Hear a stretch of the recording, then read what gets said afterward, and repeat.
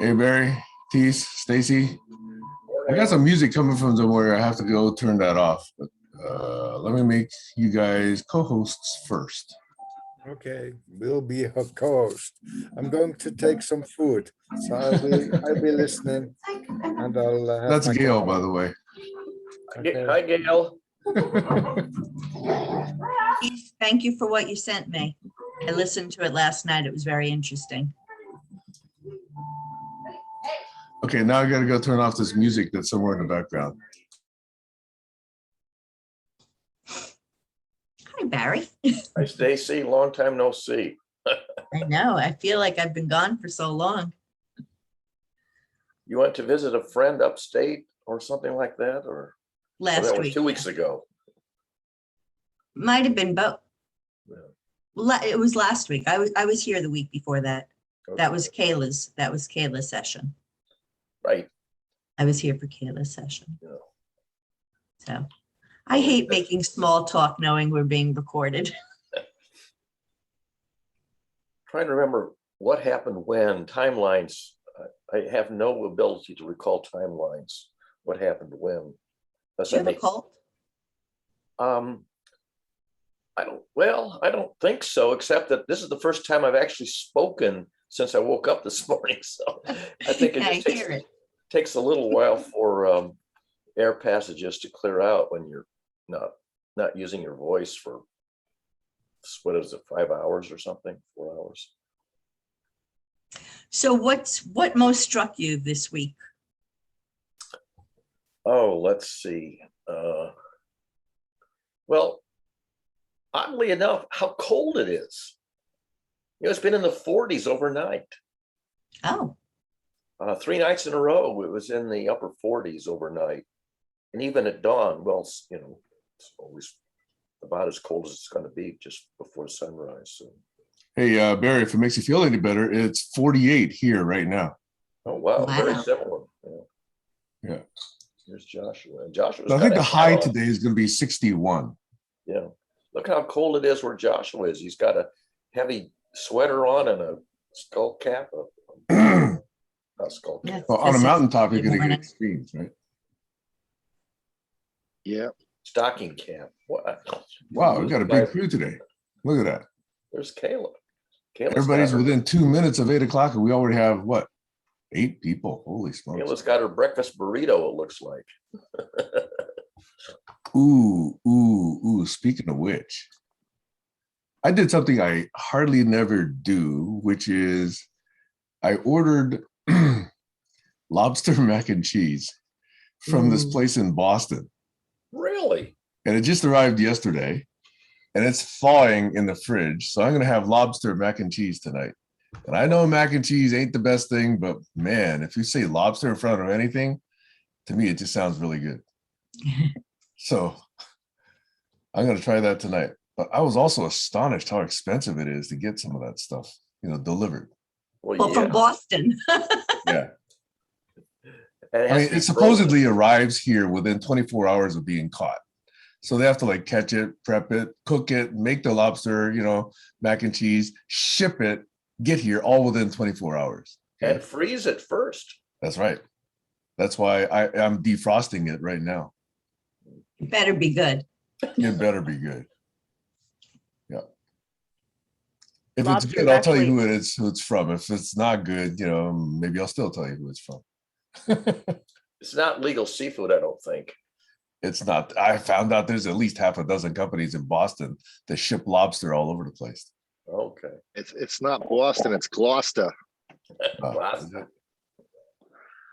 That's where the lobster comes from Gloucester.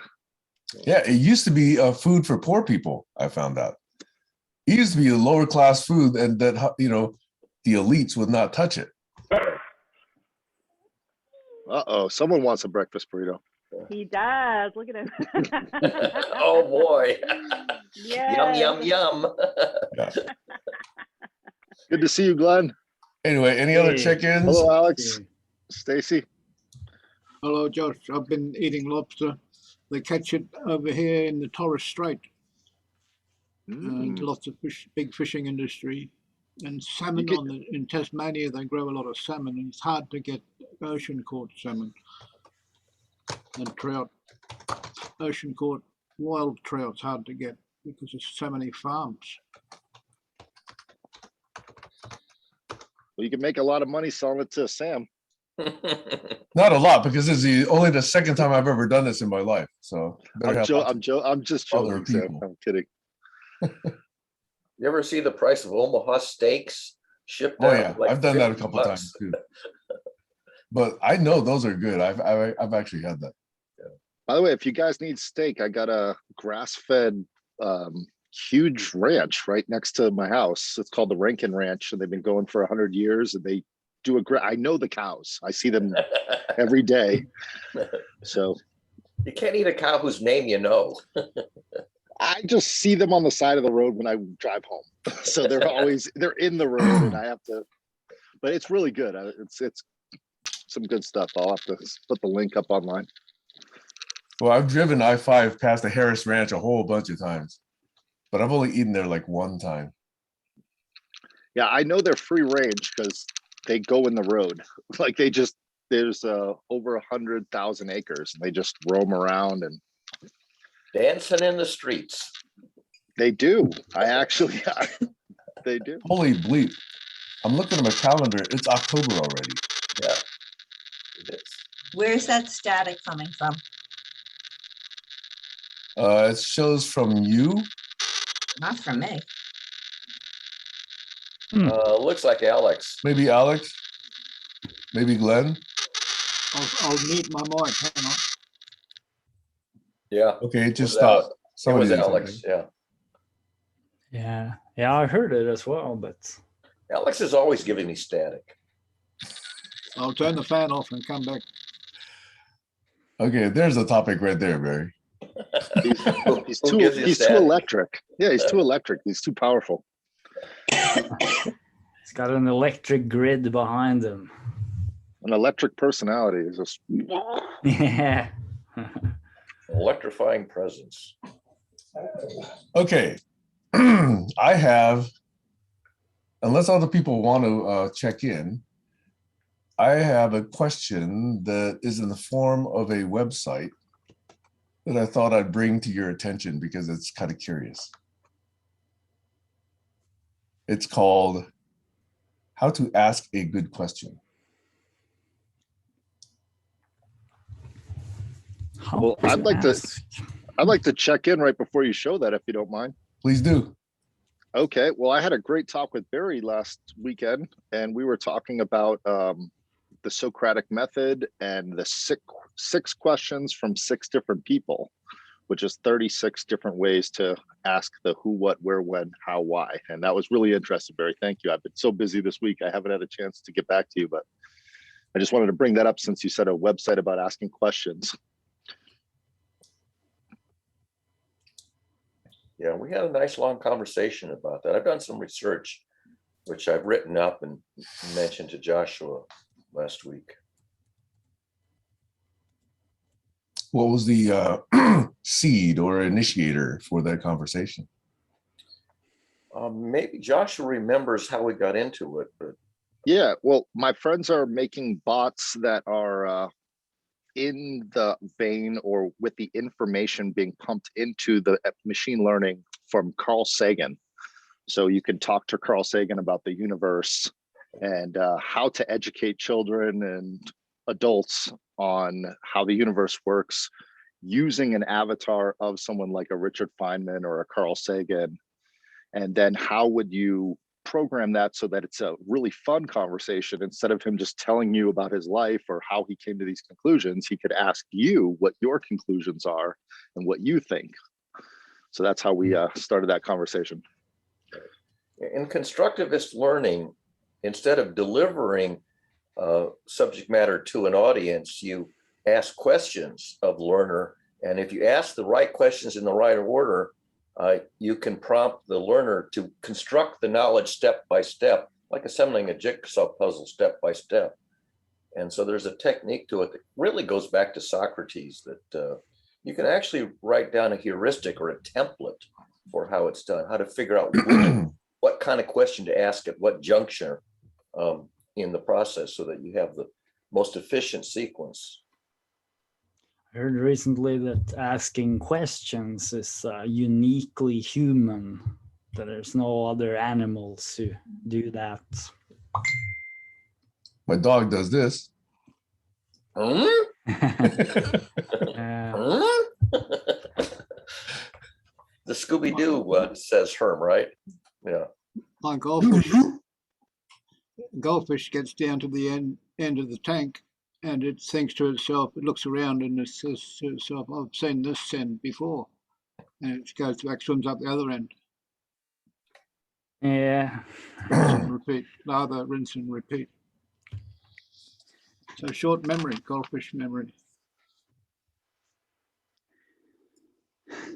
So what was the interest, Sam, in that? I just want to see if any other people website? want to check in. We haven't heard from Kayla, haven't really heard from Stacy, haven't really heard from you, Glenn or Alex. So anybody else want to check in before I run through this question here? I can check in briefly.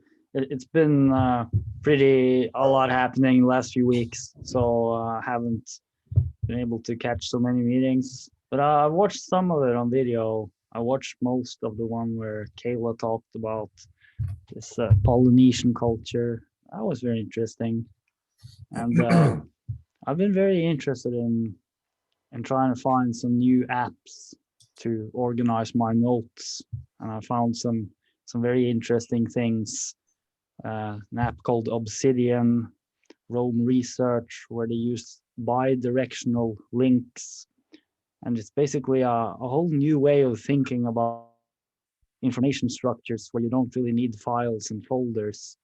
You can have all your notes like in one cloud, and you can watch them in a graph, which is actually really elegant when you see those bi-directional links between the notes on a graph, and you see each note as a sort of a planet. And apparently there's also this concept there called a map of content, which is sort of like one special note that has links to all kinds of other notes. It's obviously very much in Alex Reed's sort of vision.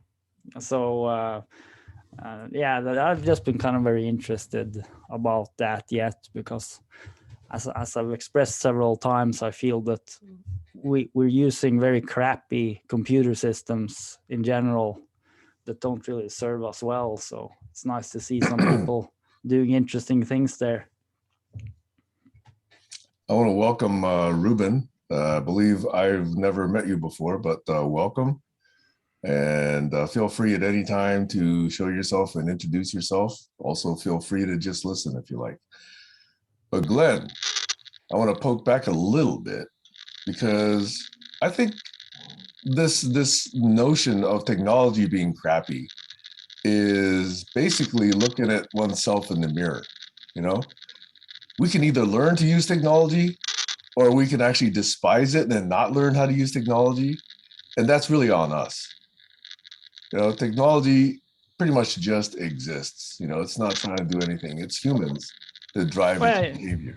Yeah, I think I really just mean the quality of software in general in most of the programs that I see.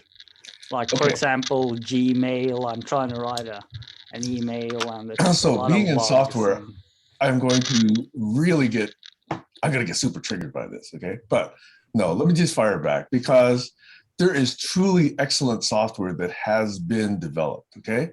There has been outliners, there's been mind maps, there's been idea organizers, there's been modes of Emacs, there's been Notion, there's been Athens Research, there's been NLS, there's been Doug Engelbart's work, there's been lots of things. And you know why they don't last and they don't survive?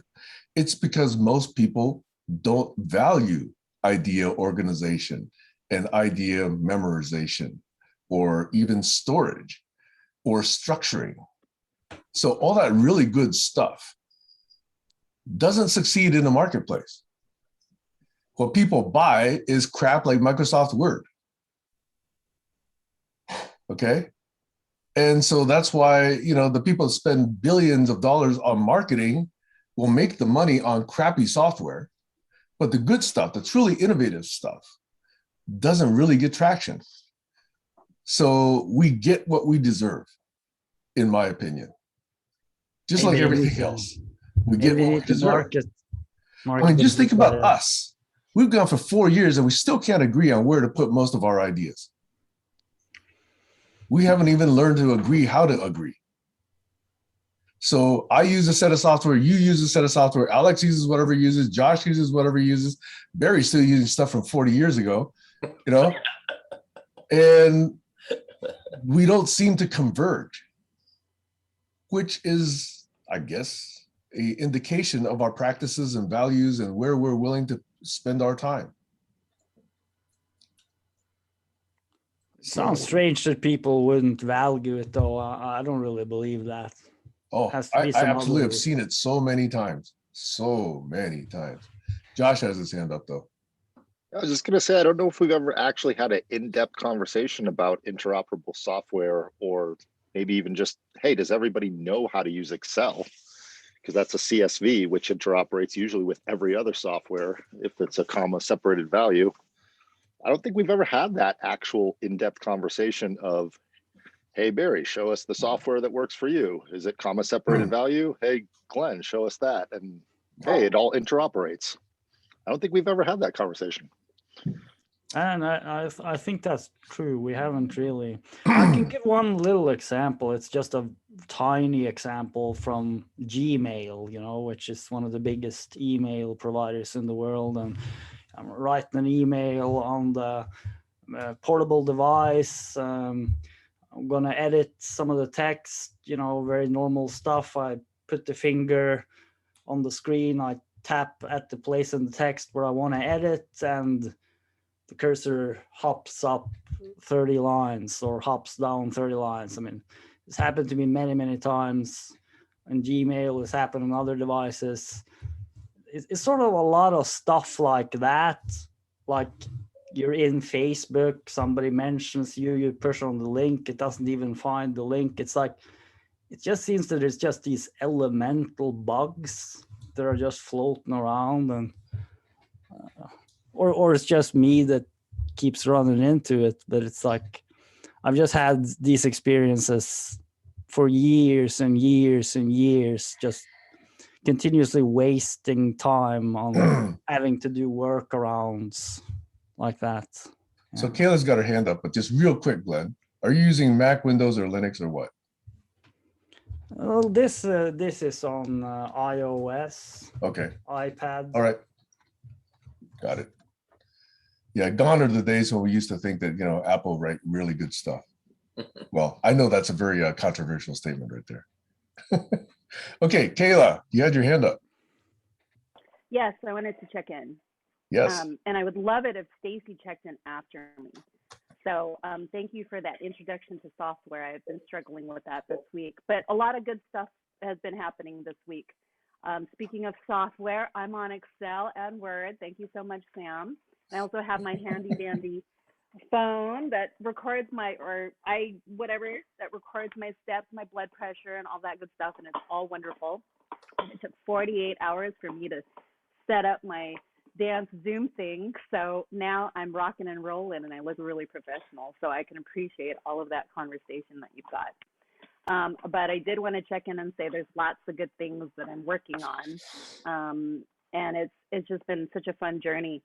One of the things that I kind of followed up on after my presentation on culture was going back to one of the women who is part of the Ariori and probably considering taking her classes. But I've got a lot of expenses that I've incurred. This weekend, I'm having my photo shoot for my dance class again, spent lots of money on software and such. So once that settles down, I can't wait to join her classes and learn a lot more. She's got some wonderful things to say about, you know, culture as it pertains specifically to the rising of women.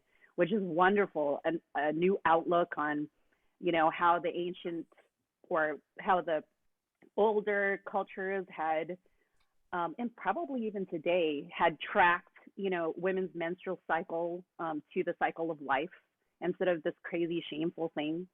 How in sync women can be together, and it's just great, a good perspective, and I think it's appropriate that it's coming out around this time. So I'm complete, and I'd love to hear Stacy.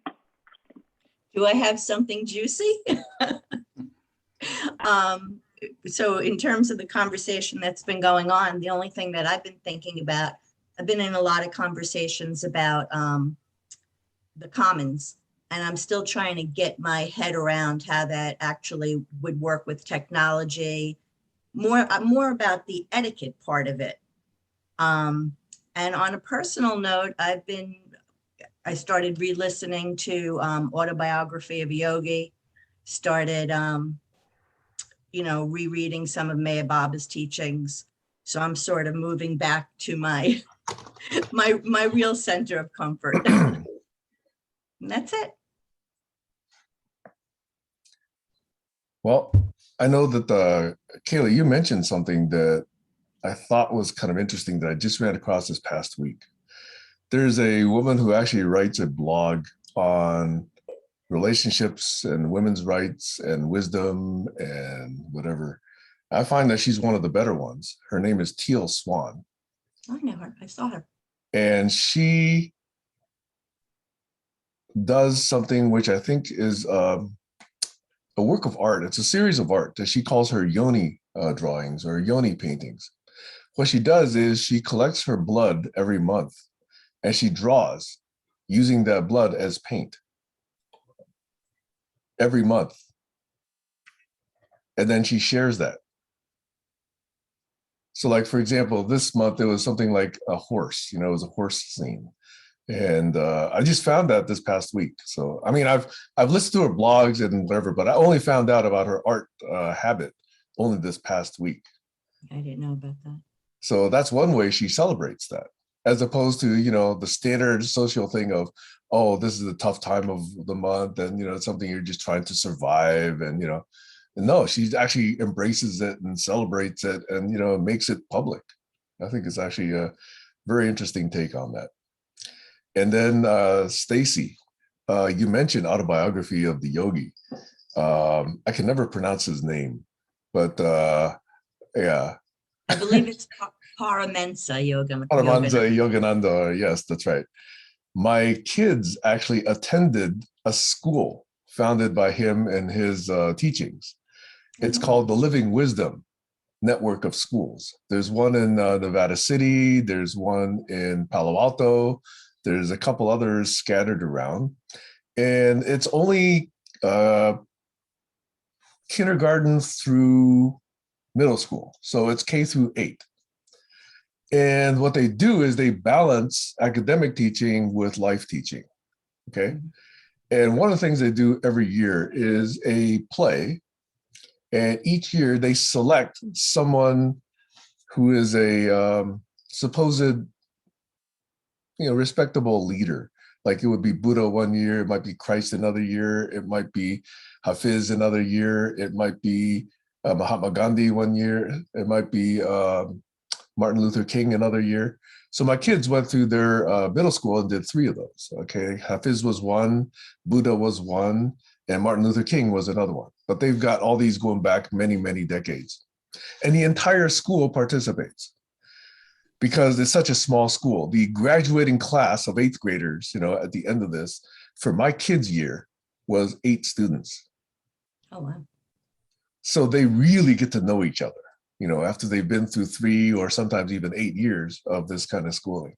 And I really think it's a good way to teach. I really liked finding it because, so much in regular schools has to do with bullying, with waste of time, with substance abuse, with, wasteful behavior, et cetera, et cetera. But when kids know each other that well, and there's such a high teacher-student ratio, and they're always focusing on, okay, so, what are the values of this particular interaction, so they let other people speak, they listen to each other, they talk about how these certain subjects fit into the world that they live in or how it makes them feel.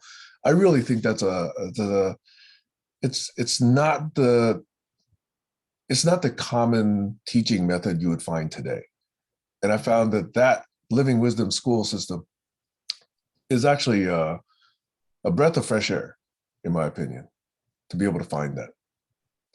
And just to wrap up the story, they not only have these schools, but they actually have these communities, which are, some people call them communes. These intentional communities where anywhere up to like 30 or 50 people live together, and they share cooking, they share the cleanup, they share the grounds responsibilities, they share everything about it, and they share common values and common outlook on life.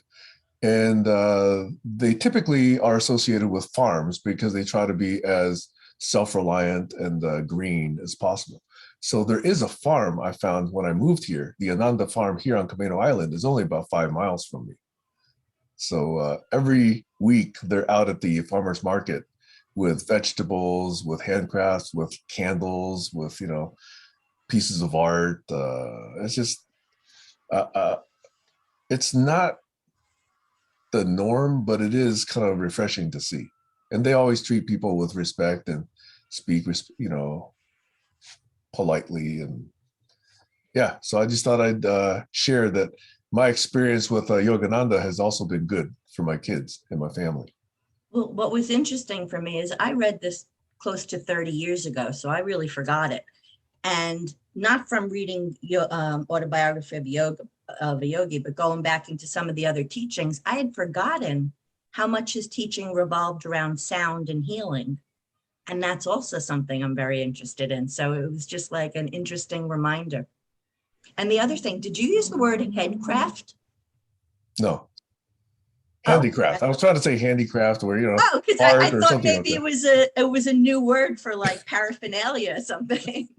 No, it's hey, English is my second language, okay, Stacy? So cut me some slack. Yeah, I thought it was a new word. It sounds good, actually. No, sorry. I I might was being coin that. funky. Okay. Cool. Anyway, that's how I was able to connect with you two when you were sharing. Sorry, it's all about me. So this person's name is Paramahansa Yogananda. Yes. Is that the right one? Yes. Okay. Josh's hand is up, by the way. It's been up for a while. That's because I've been talking for a while. Well, no, you were talking about the menstrual cycle, and I was just going to share. I always give these to. This is a calendar called the Wee Moon. Instead of women, it's Wee Moon calendar, and it's filled with all sorts of beautiful imagery, and it keeps track of the moon cycles. So for people, for women to give their cycle, and then there's also a great book if you. For young women or for anyone, for men too. It's called The Red Tent. And it talks about ancient times in the Bible of they would have women go into a tent when they were on their menstrual cycle. But before I also forget, this week I updated Zoom and it had a little button that said manage and build your own applications on top of Zoom. And it had an app store that you could integrate with it. So I just want to make sure everyone's aware of that. That's available. Wow. Okay, cool. That's an interesting theme too, I think. Systems where you can build on top of it. That's actually a huge theme right now in software. It's called composable architectures or composable platforms. And in fact, that special project I referred to that my CEOs asked me to do is on that very topic. Cool. Anybody else want to check in? Alex, Tees, Ruben, I'll give you guys 5 seconds and then I'll put something else into the corner here. Alex, you're on because we can hear your static. I don't know what that static is. My fan's not going. I'll have to change my camera. So It's like a rattle. It's a fairly loud rattle. There's an electrifying thing in the background there. It's a chittering. It must be coming through the monitor. It's a fan or something. I'll change my camera and set the new microphone with Sounds like a rattlesnake. It's a getting ready to chittering strike. sound. Yeah, it's definitely a very loud rattle slash. Chittering. Josh, do you have your hand up again, or was it just never taken down? Just never taken down. I'll take it down right now. Okay. Okay, so we'll wait for Alex, but I'm going to go and just meander quickly through this website before I share the link, okay? And the reason it's posed is because I found it in a community of software people interacting with software people. Some of you may know this. It's called Stack Overflow, okay? And there is an actual page that's titled, How Do I Ask a Good Question?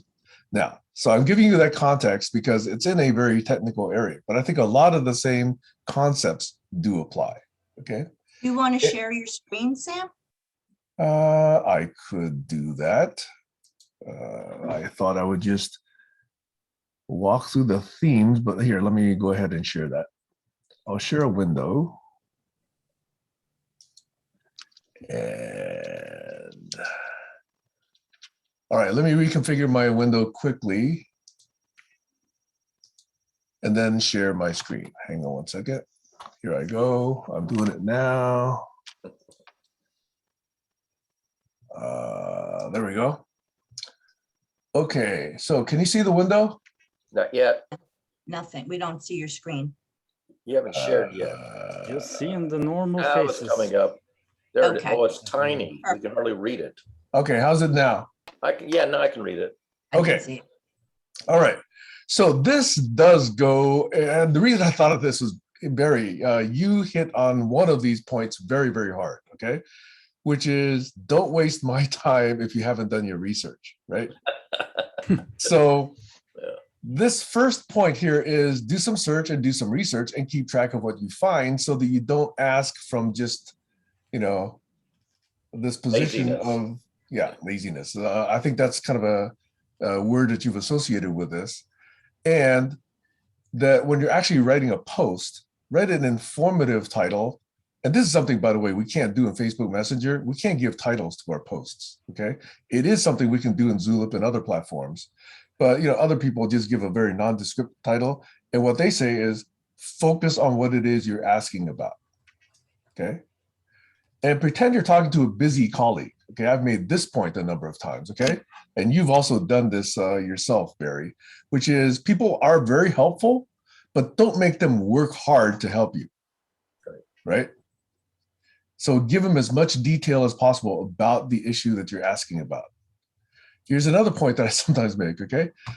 Spelling and grammar and punctuation kind of indicate how much care and time and thought you put into the actual question or the actual offering, okay? And when I see a lot of misspellings, you know, lack of punctuation, in fact, you know, lack of sentence structure, it just says, this wasn't important enough for someone to actually spend time to make it clear. And I'm less inclined, personally, to spend time responding to those kinds of posts and questions, okay?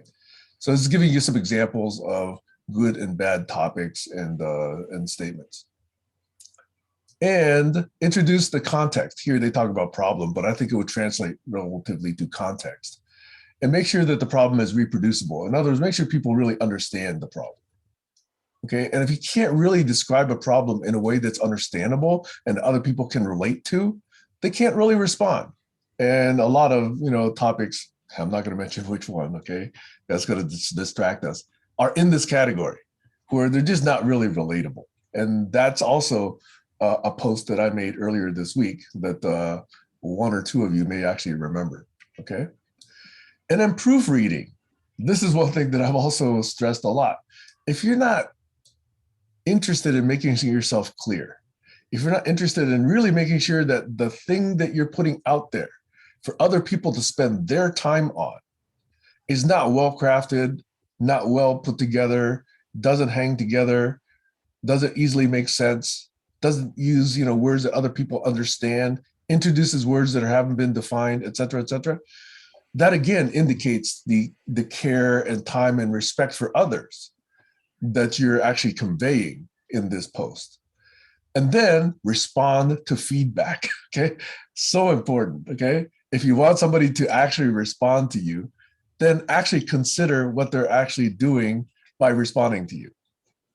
So anyway, this is in the context of a software community, but I do think a lot of these notions do have utility and do have relevance to, other forums like ours. So I just thought I'd share this for conversation. I'm not saying we have to mandate this, but I'm saying a lot of the concerns here are ones that we have heard here before. And this is just kind of a nice encapsulation of it that I just ran across this week. Okay. So I will now share the URL for that in our chat, but I wanted to, have us walk through it together first. Okay. So again, I would like for some of these ideas to be considered and hopefully, personally adopted. And I would just think that this is something I know Barry and I sometimes talk about. Glenn, in fact, also talks about some of these ideas as well. Okay. So thank you for giving me a few minutes to introduce this topic. And if that's interesting, we can talk about it. Otherwise, I do have other topics that I did also want to take notes on and bring up. Over for now.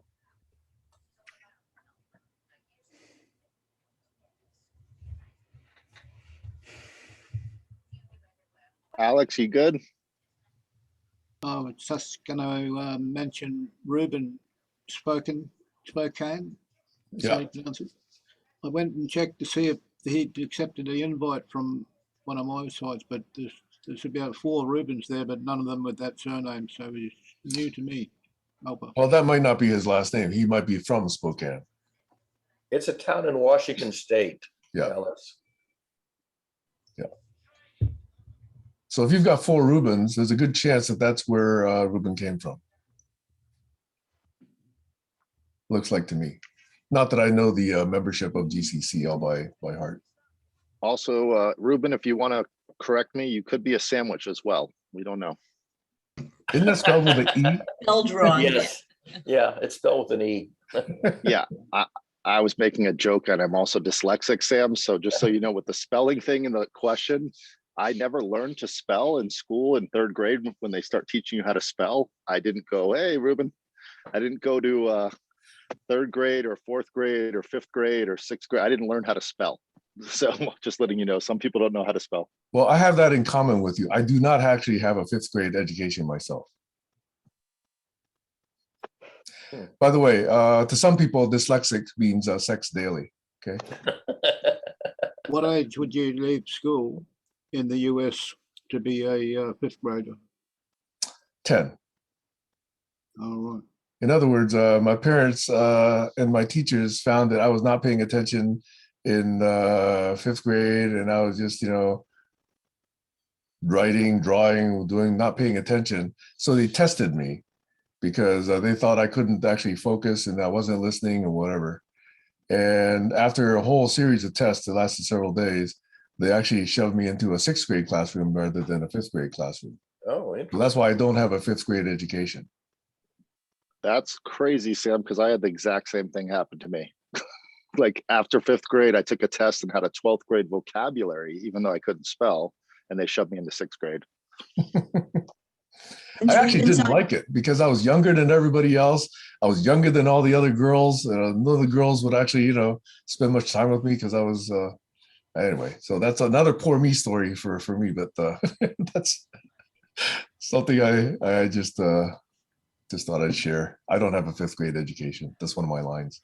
There was one lesson plan in our 5th grade class, which involved explaining the fundamentals of electricity. The teacher asked me to do the presentation. Since Ruben's on, can we say hello? And yes, welcome, Ruben. And my first question, just to introduce, is: are you actually in Spokane? Yes, I am. Aha, there's the guest. Okay, yeah, I don't know. I feel like an intruder here. I'm a 64-year-old Hispanic male. Grew up in New York, living in Spokane. I was making biscuits and gravy for my grandkids, and I found this on my Facebook feed, and it said, am I cut off, you know, and like I'm hostile towards the whole establishment. So instantly it caught my interest and I just, you know, logged on. So, and so I don't know what you guys are saying. That's why I wasn't saying anything, just to spew BS, you know, into a good conversation. But that's how you learn, is by hearing other people talking, you know, and slowly picking up on the subject and, you know, the mindset and whatever. So if you guys don't mind having me, you know, I still have absolutely no idea, you know, what this whole chat room is about, but I'll put it together sooner or later, unless you want me to get out, which is cool. No. But I have a question. Are you saying that Facebook sent you a message telling you that you were? It was on my feed. Yeah, I can't remember exactly, but it said, are we shut out or are we turned off? And no, we're not. Try this, you know, and so I just clicked on it, and here I am. I got Zoom, so you know, I'm in your Zoom feed. So question, Alex, were you the author of that post? Yes. Okay, so it was Alex, not Facebook, that actually Thank you. wrote that. Thank you for clearing right, that up for me. Yeah, but I don't know how I connect to any of you guys unless. The feed came from a Facebook group. Oh, okay, it must be some Facebook group that that I'm part of. Yeah, I just that's the only cure for ignorance, is to quietly listen. So I really am glad you're here, Ruben. 30 seconds, okay? I just wanted to give you a sense.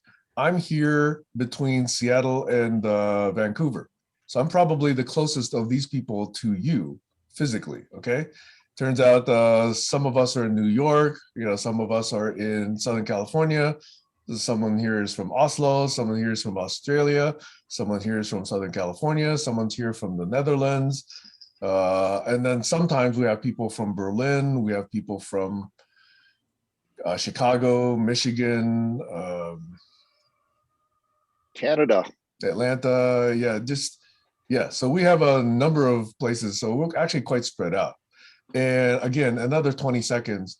This originated 4 years ago when a couple of us responded to a request for proposal from a Swedish nonprofit organization asking for ideas how we ought to restructure global governance, you know, for the betterment of society, originally in the idea of sustainability, but more now towards how do we just make the world a better place.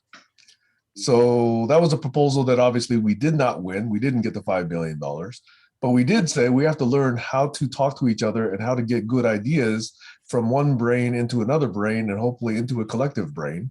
And we don't think we've cracked that nut yet. So if you think you're coming to hear a lot of good lessons and wisdom, we're still trying to figure it out ourselves, Ruben. Okay. So hopefully you can help us. And some of us are musicians, some of us are retired, some of us are still working, some of us are, you know, entrepreneurs, some of us are software people, some of us are, you know, working in government, some of us are writing books, some of us are practicing yoga, some of us are ranting. Okay, I'm one of those. Okay. So anyway, we cover a whole wide range of behaviors. Okay. So actually we would be and we are, I'm projecting here. Okay. Very curious about you and your background and what you're interested in and what about this word establishment, you know, caught your attention enough so you could actually press a button, you know, and join us. So I was just curious if you would spend 30 seconds to even, you know, 10 minutes, if you like, on your life story, you know, what you care about, your family, what you do, etc. Okay. All right. Well, like I said, I'm 64-year-old. I was born in Buenos Aires, raised in New York City. I'm a sign painter. I'm a craftsman. I've been painting signs since I started sweeping the floors in a sign shop in 1975. The trade has turned to computers and machines. So I am actually the Lord of Signs. I hand paint. I am computer ignorant and very proud of that. Although my genetic makeup does include some smarts. I have a son, a 38-year-old son, who is a god in Apple. All right, he's like a level 1 program design engineer. So, and he's, he's my go-to guy with any questions. So I was thinking, oh, you guys are talking about programming and stuff, which means maybe I can have a good conversation with him, because he'll expand on any questions that I ask. Tries not to leave me behind, and he says, well, I can't talk about what I'm working on yet. I said, Ray, you could tell me and they could torture me and it wouldn't matter. They wouldn't get anything out of me, because I don't, it's like right over the head. Anyway, and I live in Spokane, and I'm still working. And politically, I'm liberal. I'm a Bernie-crat, a frustrated, sad Bernie-crat, who got burned. So I listened to a guy named Chris Hedges. I follow him, and like a couple other like not mainstream media people, and that's about it. I'm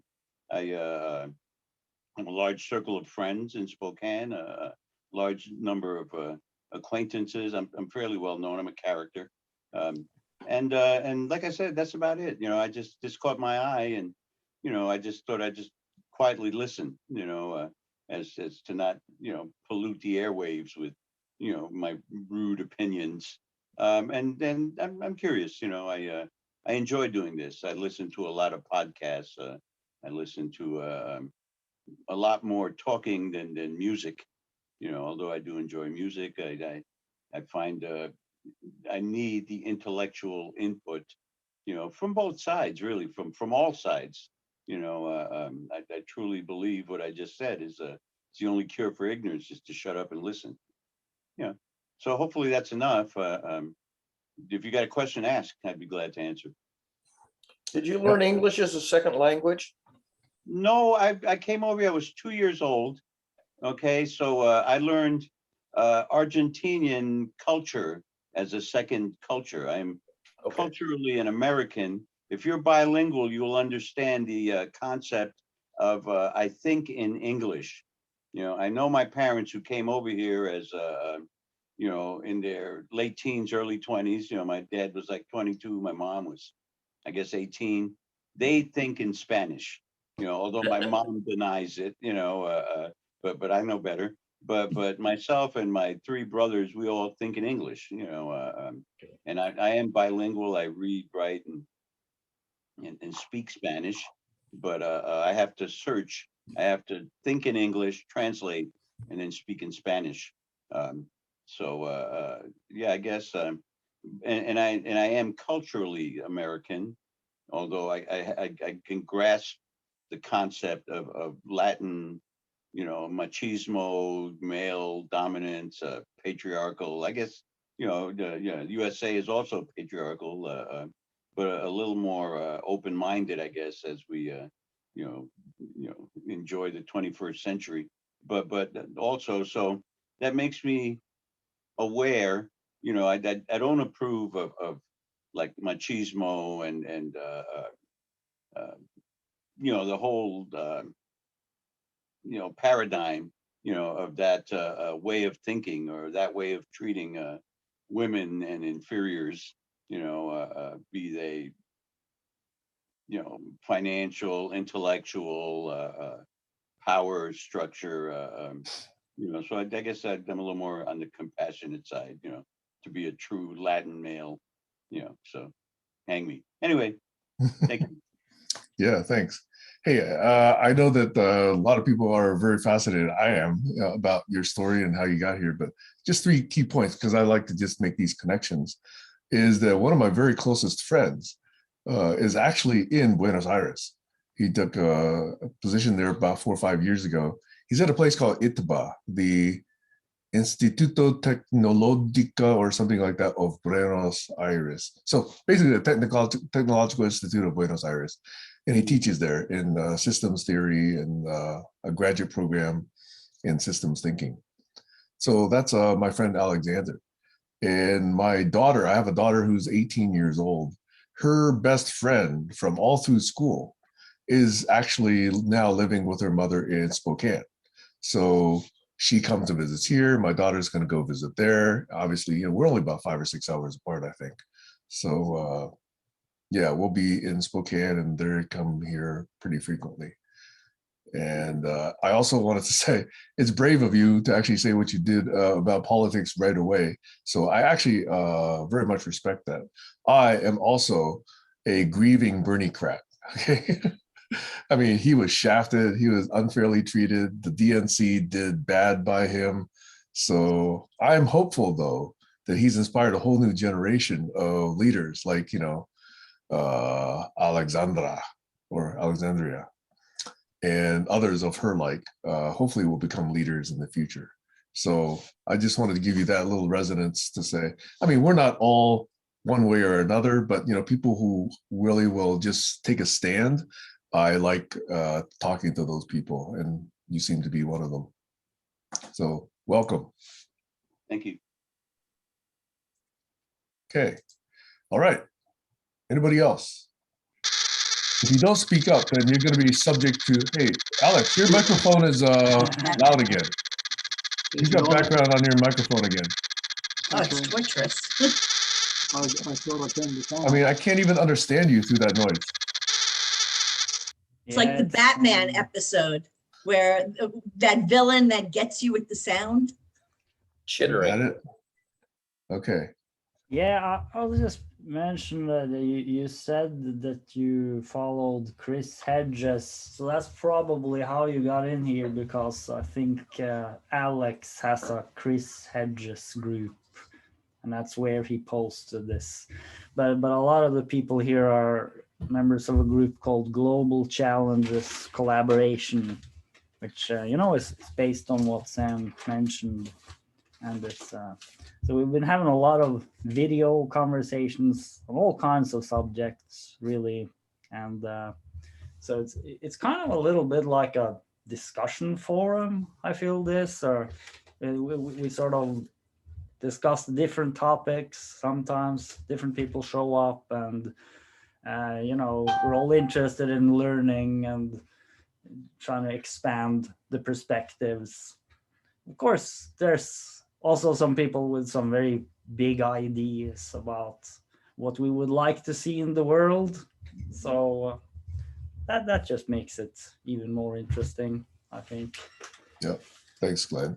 Thanks for reminding me. We like to say to our newcomers that our practice is to record all of these sessions. So if you don't want to be recorded, we advise you to not speak or not have your video on.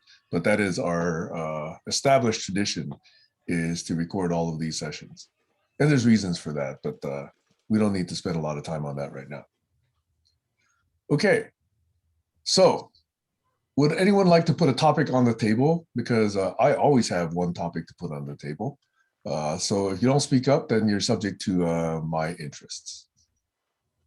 I have one little thing.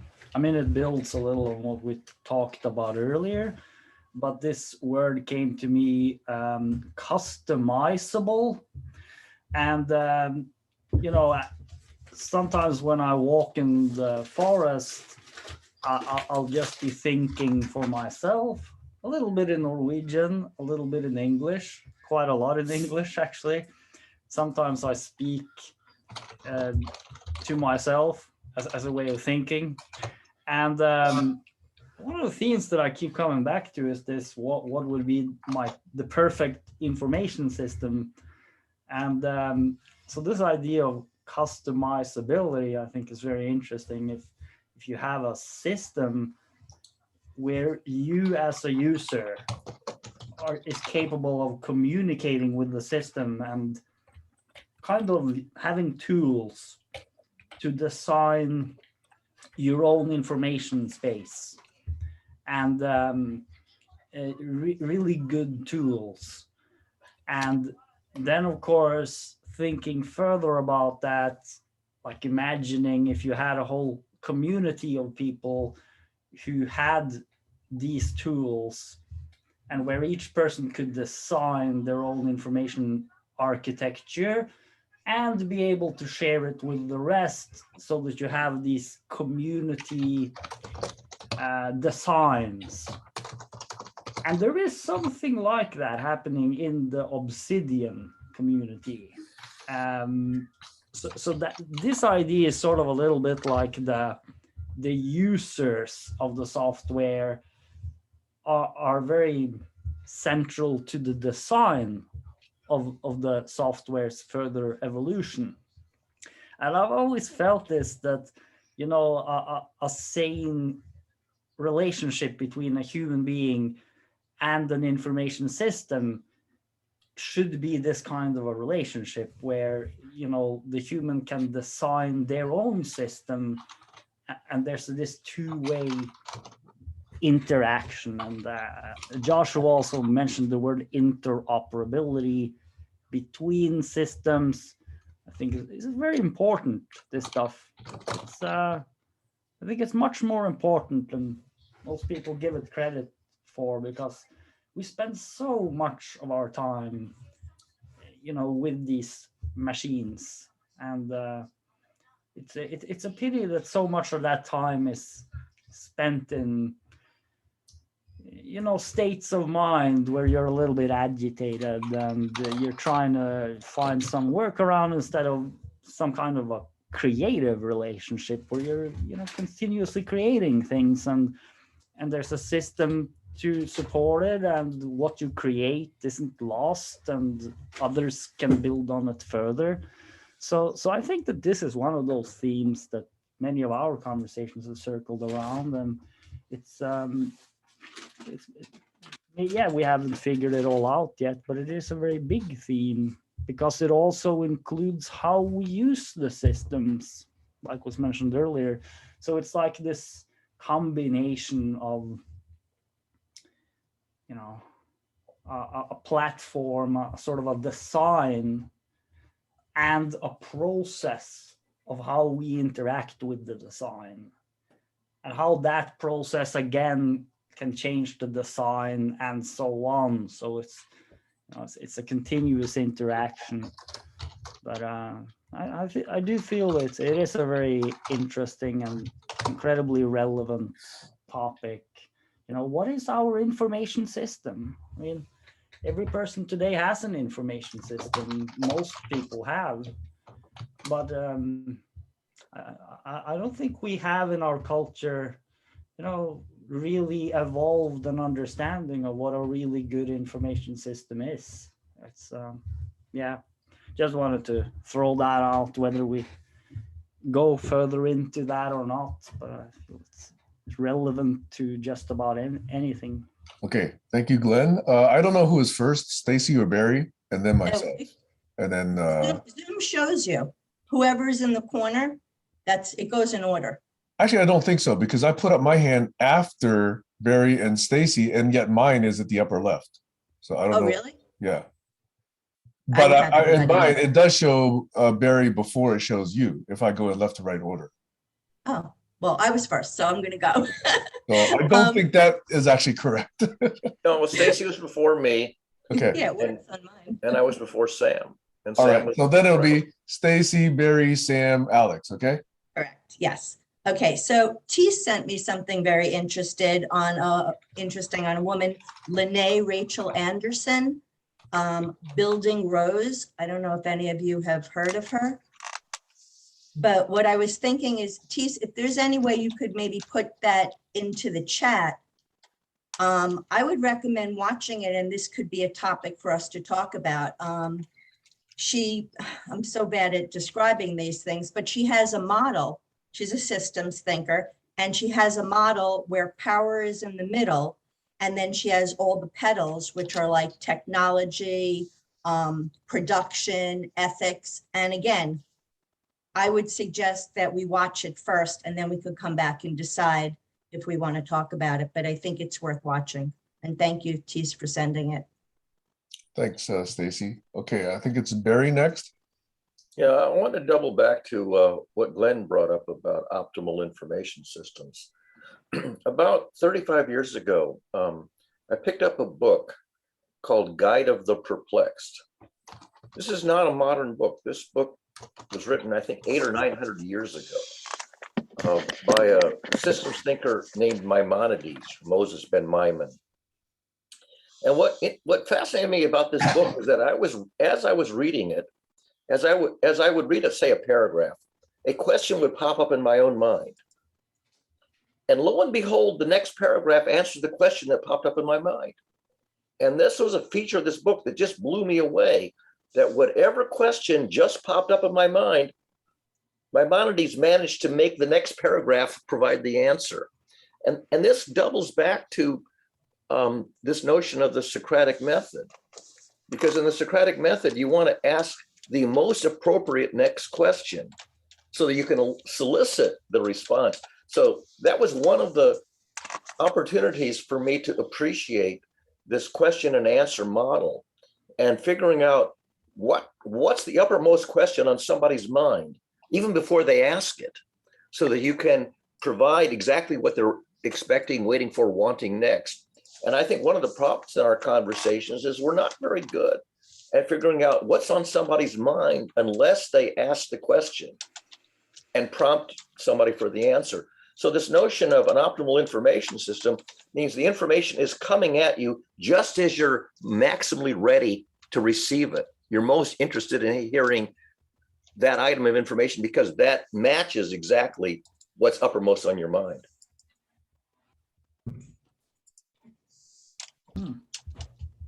That's a good one. Thanks, Barry. Okay, I have connections to a couple of things. So first, going back to something Glenn mentioned, which was this idea of customizability. In the space that I'm in, which is enterprise software, the term that's being used there is composable platform. So, 40 years ago, let's go all the way back, 50, 60, 70 years ago, software used to be written for these huge machines, and lots of people would be, punching little tapes and cards and whatever to get one huge machine to do one program. Okay, that took lots of time. And obviously we've evolved quite a bit since then. Okay, so up until recently, however, though, the common usage of software is you got one application which does one thing, but it does it in, as complete a way as possible. So these are, like monolithic applications that try to anticipate your every need in this one problem area. Word is that example, right? So it gives you pagination, it gives you paragraphs, it gives you fonts, it gives you search, it gives you indexing, it gives you all the kind of things all in this one thing, okay? The idea now, with so many machines everywhere, and every machine and every person having their own expertise, really harks back to something that was initiated by Sun Microsystems way back in the 80s. They came up with a slogan that not many people really understood at the time, and not many people still understand. They said, the network is the computer. They were the first people to say that. And what that means now, okay, it takes on new meanings, but it's always based on the same fundamental idea, which is now you've got various different machines all over the world that are all good at one thing. Like you got, Orbitz that's really good at, or if they still exist, or Expedia, really good at finding, airplane tickets, okay? You got Wikipedia is really good at giving you little short articles on various different topics. You got other systems that give you currency change from, let's say dollars to, whatever other currency you want to use. And it's instantaneous. You got instantaneous access to that, okay? More and more, each of these systems is providing, it's a crappy term, okay? APIs. They're called application programming interfaces, okay? But what an API looks like now versus what an API looked like even 10 years ago is very different. So these APIs are structured and they're actually very responsive and they're actually quite powerful. And you invoke them using HTTP, which is a network protocol that's typically associated with web browsers, but almost any software can issue an HTTP request. So I can actually issue a request to somebody to actually do something for me, okay? And if I actually ask it to store or retrieve data, there's a special category of APIs that are just designed to do that. So the whole world is turning into a whole collection of these capabilities. And now what software really means is hooking them up in ways that solve your problem. So in other words, if someone does storage really well and backup really well, and somebody else does representation really well, and somebody else does logic really well, and somebody else does analogy really well, and somebody else does spell checking really well. You can connect all these things together without yourself having to be good at any of those capabilities. All you have to do is understand the use case and how to hook these things together. That is the notion of composable platform that is really changing how software gets written today. So I wanted to at least give you that perspective because that's the world that I'm living in, Glenn. And so it's interesting to me that that would impinge on your consciousness also. The second idea is this idea that we have to co-evolve with our tools. And that word co-evolution, specifically between humans and their tools, was basically, I believe, coined by Douglas Carl Engelbart, the inventor of hypertext, way back in, let's say, 1968, okay?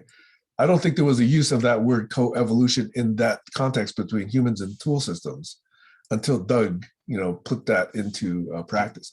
And the idea really is, as you say, as humans learn to use their tools, they will create better tools. And as these better tools are being developed, they will change the way the humans do things. And then we will think of even better ideas, and these tools will improve, and then we will improve our capability. So this co-evolution idea is what's possible if you really shorten that cycle of feedback, that you learn something, you build it. It gives you new capabilities, you do new things. As you do new things, you actually improve your tool systems. And it's very, very quick. Now people use the term agile, okay? But Doug was saying this is the speed of feedback is what determines how quickly we can adapt, how quickly we can co-evolve these systems. So I wanted to at least put another stake in the ground for Carl Engelbart. And Ruben, to be transparent, he's one of my 3 or 4 luminaries that I most respect and most try to embrace what they teach and try to expand on what they've accomplished. And then lastly, I forget who mentioned it, but this whole idea of interoperability and how we share information, that topic and what applications we use and what platforms we use really has been discussed. And in fact, it was discussed quite early.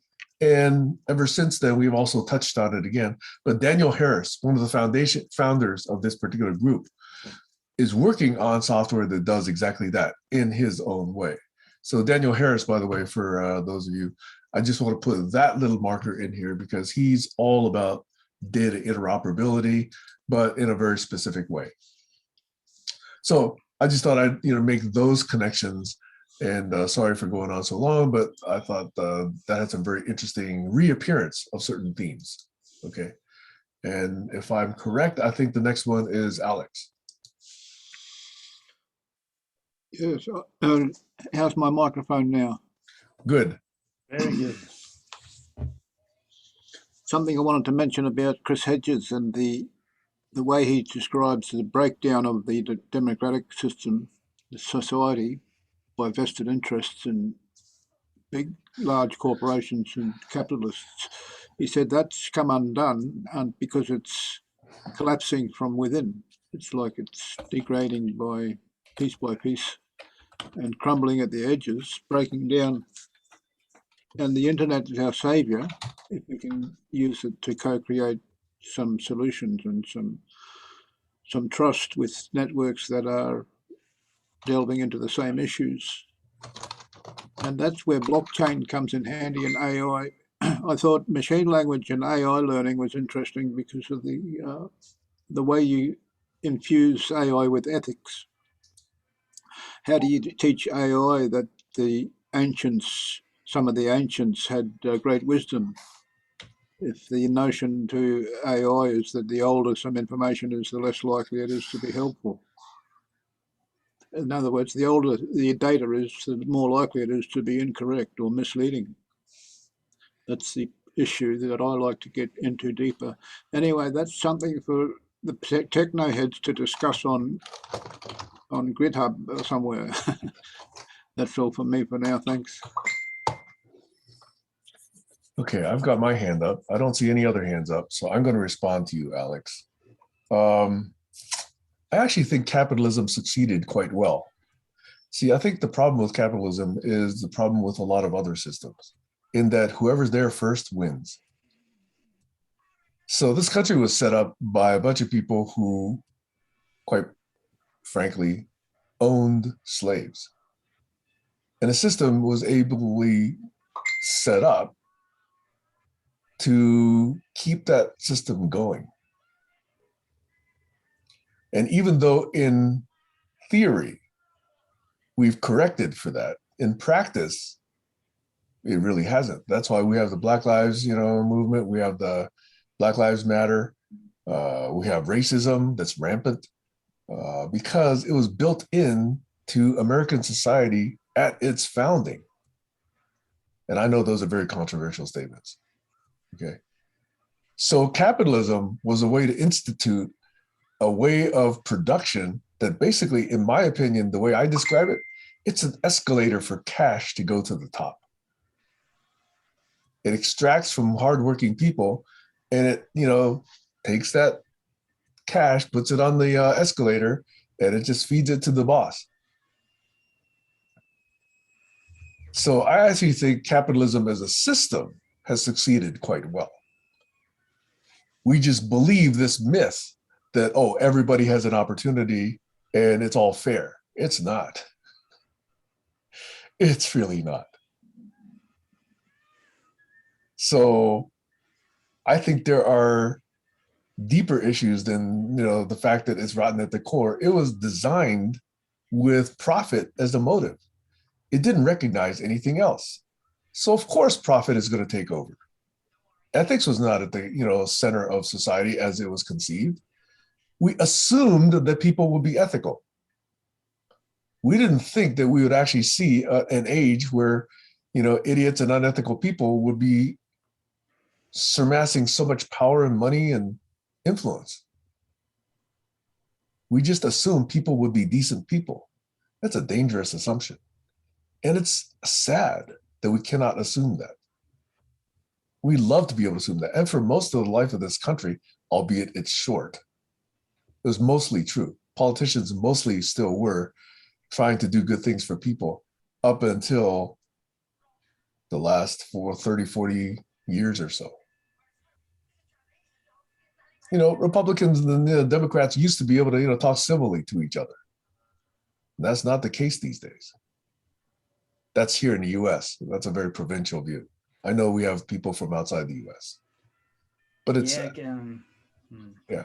So anyway, that's my response to you, Alex, is that it's not that capitalism is kind of rotting from within. In its domain, it succeeded beyond the early capitalists' wildest dreams. The problem was it didn't account for other human values. Over. Yeah, can I build on that a little bit? I don't see any other hands, so go. Yeah, well, so it's a big topic.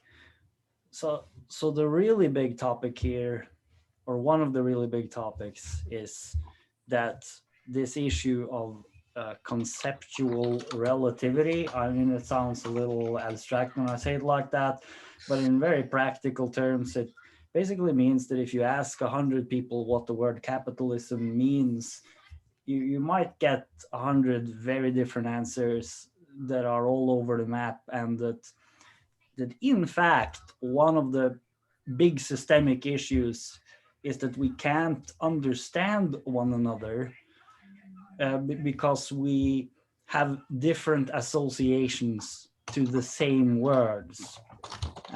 So that's one of the really big topics, and I think that's something that the optimal information system has to deal with as well. So when it comes to capitalism, for example, I live in Norway, and it's obvious that in a certain sense it's a capitalist society, but it's a very, very different kind of capitalism. We have something we call the welfare state, and when I hear Americans talk about that, it's often said, as something negative. In Norway, even the far right parties talk about the welfare state as something that we're all proud of, and we all know that it works. And it's a kind of a hybrid model where it's a big government, it's distributed government, it's government-owned companies, and a very sort of a mixed economy between government and private sector. A lot of different political parties. Most times the government is a coalition government and so on. So it's a very different situation. For example, in the US, it's a very unique situation that you have basically two groups of people with two very different cultures, and both of those groups of people are represented as two political parties, and that those two factions are very, very hostile towards each other to the point of not even being able to do very much meaningful work. And it's also different in the sense that so much of the time and energy and attention of American politicians seems to be going into elections. And there's very little time to actually do real work. It's fundraising and more fundraising and elections and so on. So this is kind of tied into this whole, American version of capitalism. And then you have, the tradition you mentioned of having owned slaves and so on, and the tradition for not having very strong support of the weakest people, and then there's all kinds of problems that come out of that.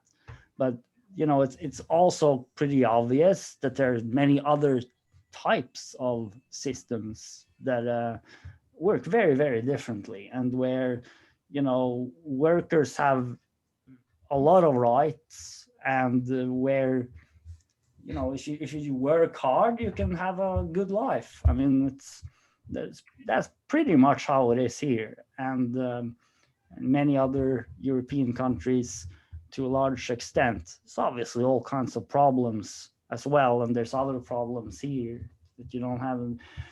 So it's a complicated thing. But I think it's very important to keep in mind that when you use a word like capitalism, some people think about, big corporations, global corporations. Some people think about the banking system. Some people think about free markets, where you have supply and demand.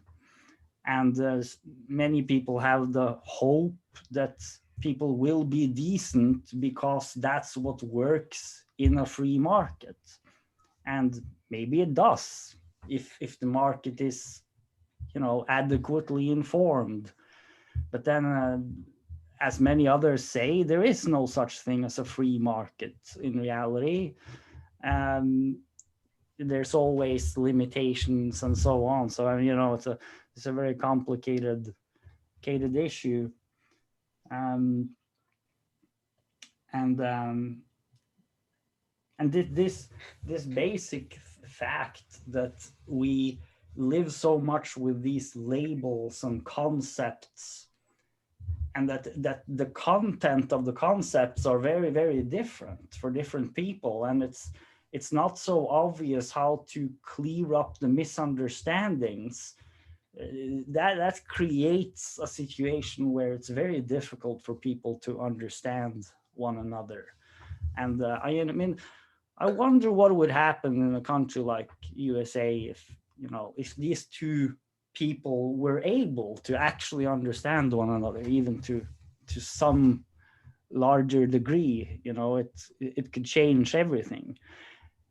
And this is once again, why I'm so interested in this topic of information systems in general, because maybe here we have an opportunity to build something from the bottom up that can address all of these issues at once.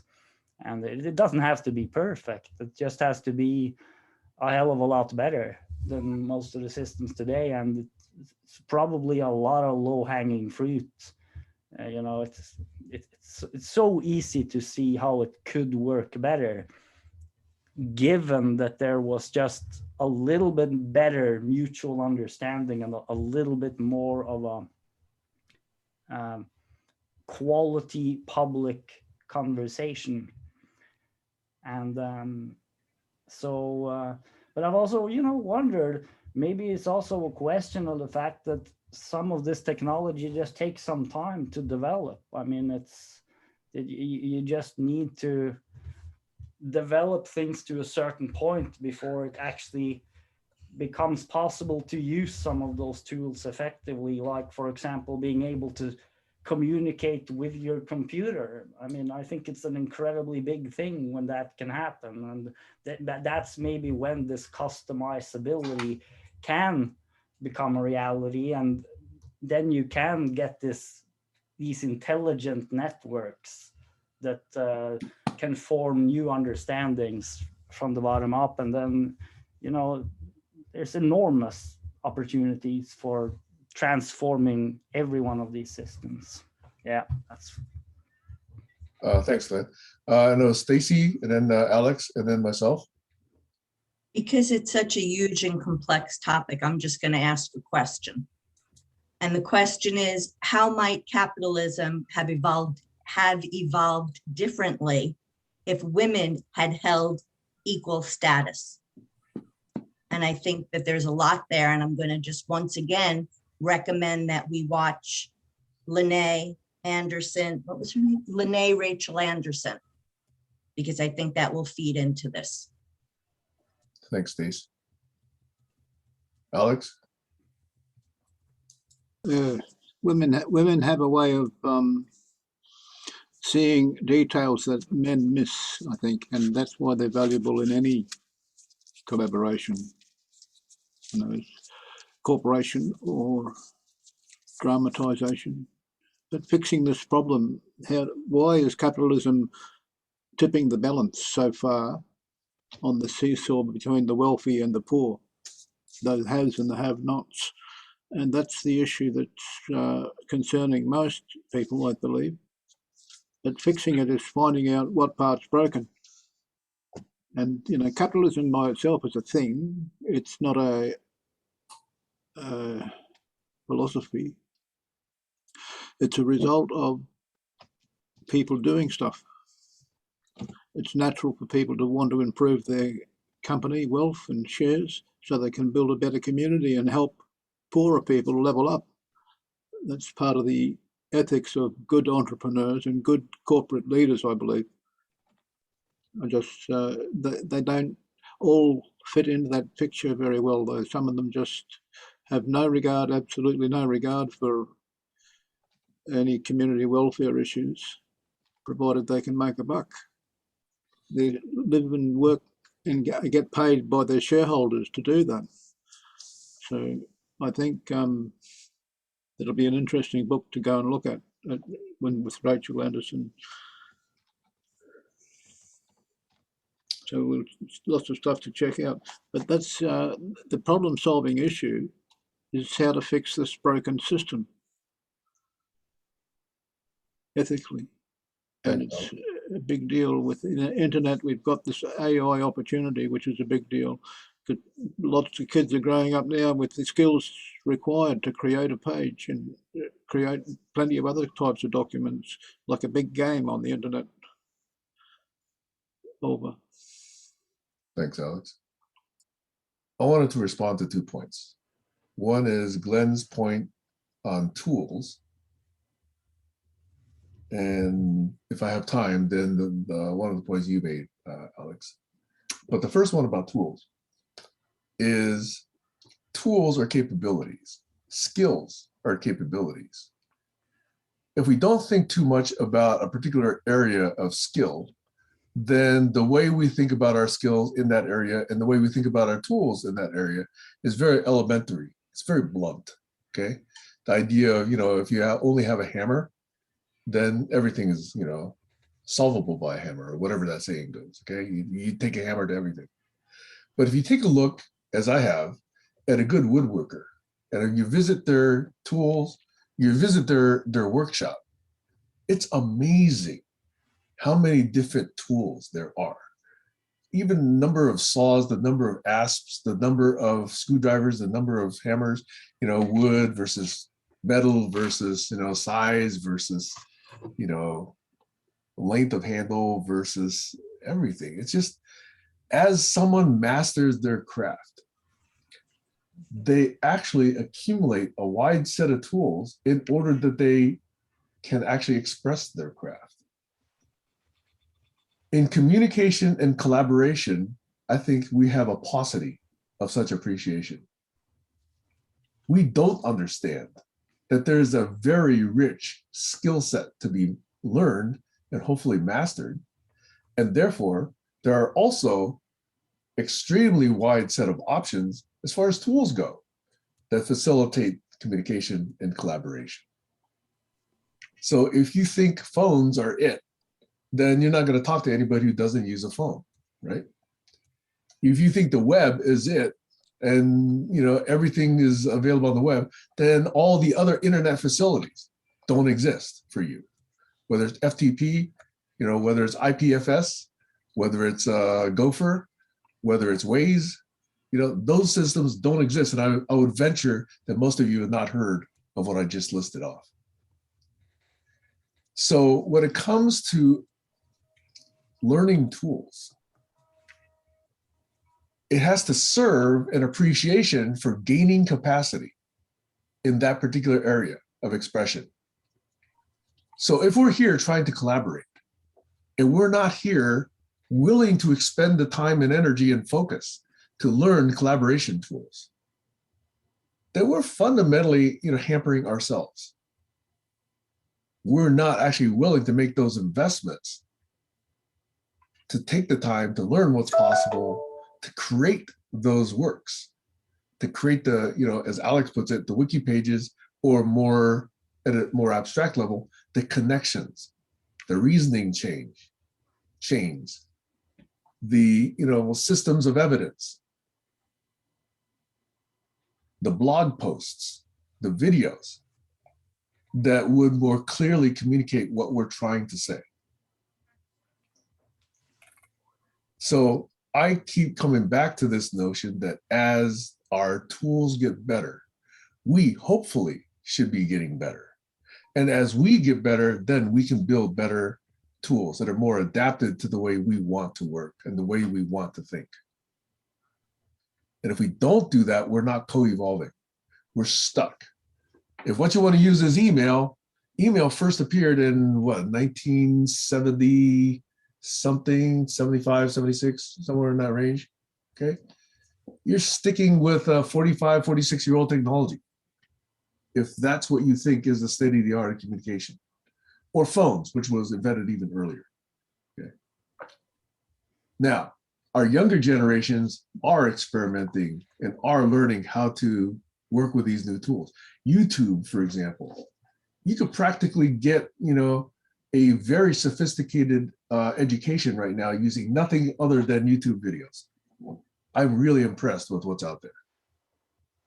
That was not possible when I was growing up, but my son learned what he needed to learn about music, about how to make certain things, all on the internet. He's made more money from his videos on the internet by the time he was 12 than I've ever made on the internet, making content for myself. And he's now 28 years old. So he's been making money on the internet for 16 years in the new model, the new modes, the new tools, the new platforms.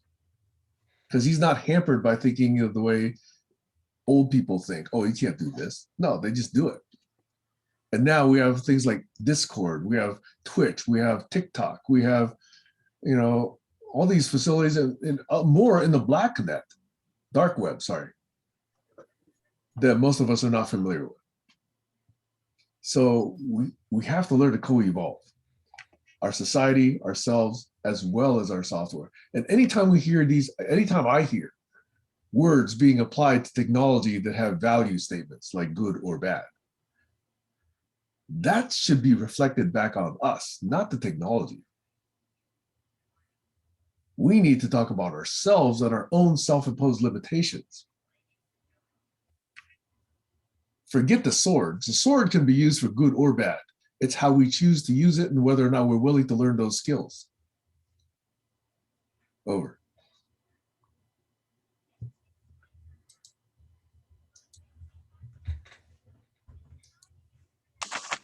Can I ask a question about WhatsApp instead of Facebook platform?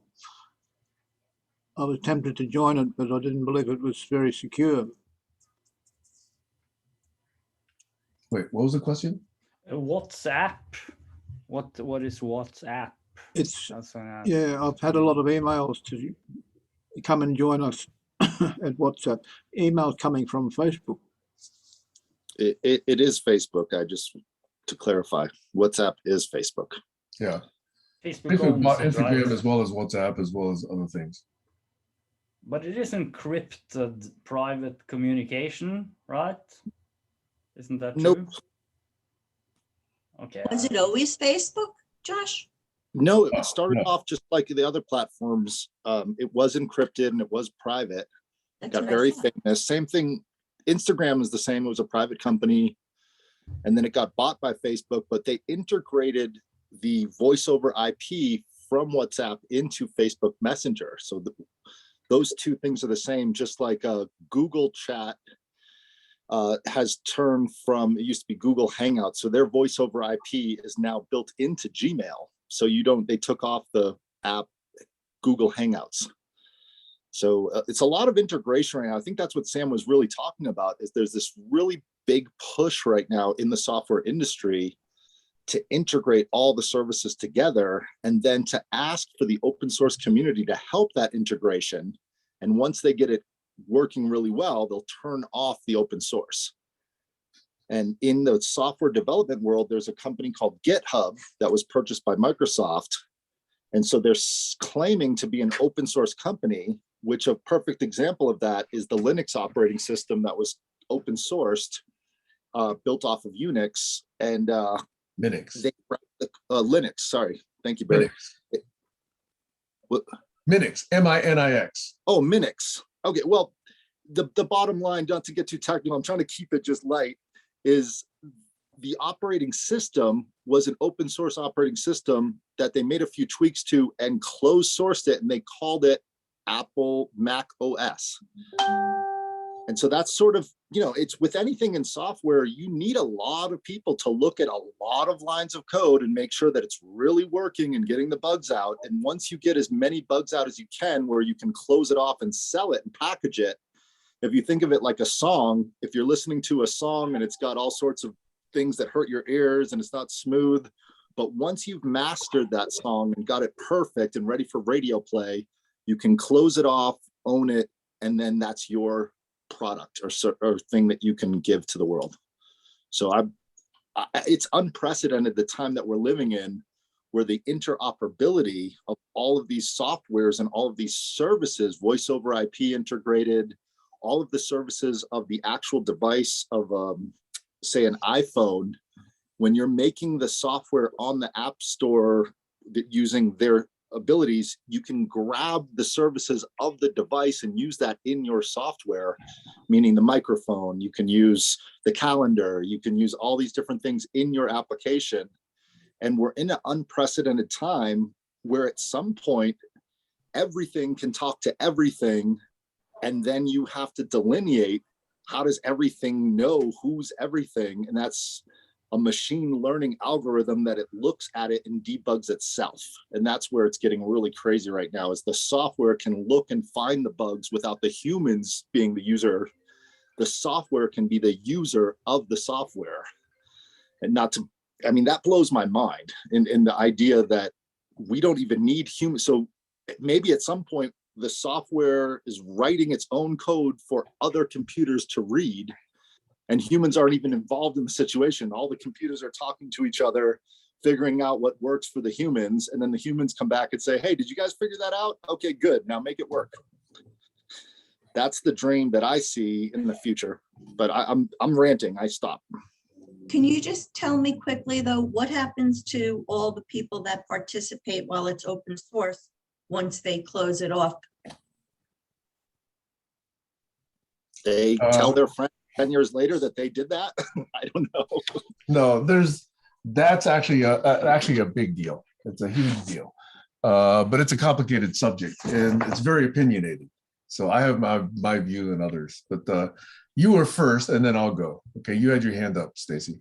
No, that was my only question. That's what it was. That was your up for. question? Okay. Yeah. Then let me say what I wanted to say, which may in part answer your question, okay? I'm gonna start with a trivia question. And I think it's fair for everybody except maybe Josh. So Josh, if you know, please give people at least 10 seconds before answering this question. Who introduced into society this notion that software could be protected and treated as a proprietary resource? Does anyone here remember or know? Bill Gates. You are correct. Bill Gates is the guy who started suing people right and left, about protecting his software. He was the first one to use the legal system to protect, quote unquote, his software, which, oh, by the way, came from ethical origins already, but he played the system well, and his father was a lawyer. So he knew how to play that game. Can I add on to that? Yeah, go ahead. What? Where did Bill Gates get his software from? Yeah. The most famous piece of software was something called MS-DOS, which he bought, quote unquote, from a company called Seattle Computer. It was SC-DOS. Okay. And then he decided to just, take it and run with it. And the people from SC-DOS, by the way, I don't think they did very well in that deal. He didn't share his riches that way. And he, in fact, did other things that are quite unethical. How many people remember an effort called OS2? OS2 was an effort between Microsoft and IBM. They're going to create a really cool, clean, well-designed operating system. But in the middle of that game, Microsoft decided, we're going to make this work ourselves. Forget you, IBM. We're going to make it work. And that became Windows 95.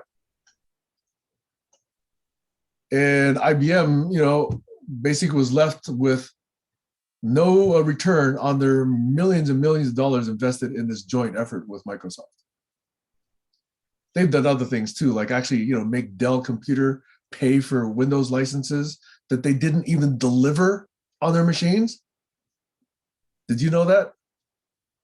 They said, we are going to not license your ability to deliver Windows on your machines unless you pay for every one of your machines, whether or not it has Windows on it. They did that to Dell. So that's the company that grew and made billions, okay? Because they used these business practices. I know I'm speaking on the record here. I know this is a publicly available video, but these things happen. Okay, so this is what capitalism fosters. You play the game as well as you can, you get away with whatever you can get away with, and fuck ethics. Right, bingo. That's why I don't like the capitalist system the way we practice it.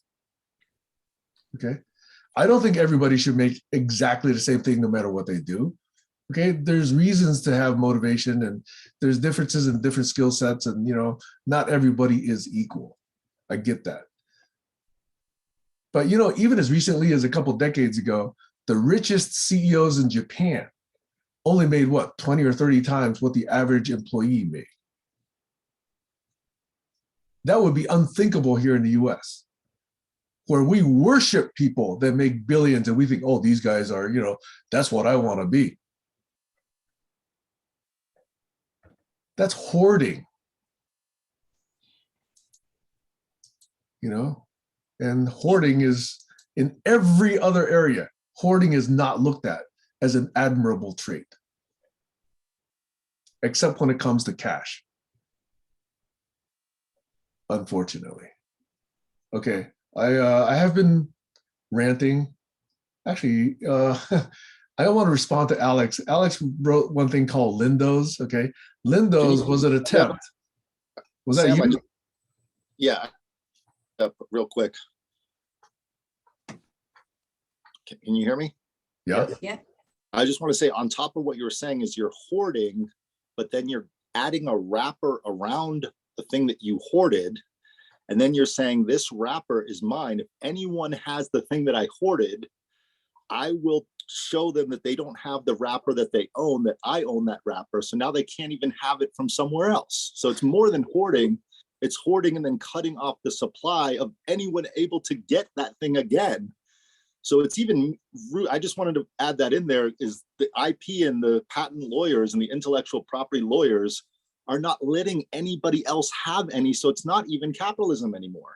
It's even ruder than capitalism. I just wanted to add that on. It's so much worse than hoarding.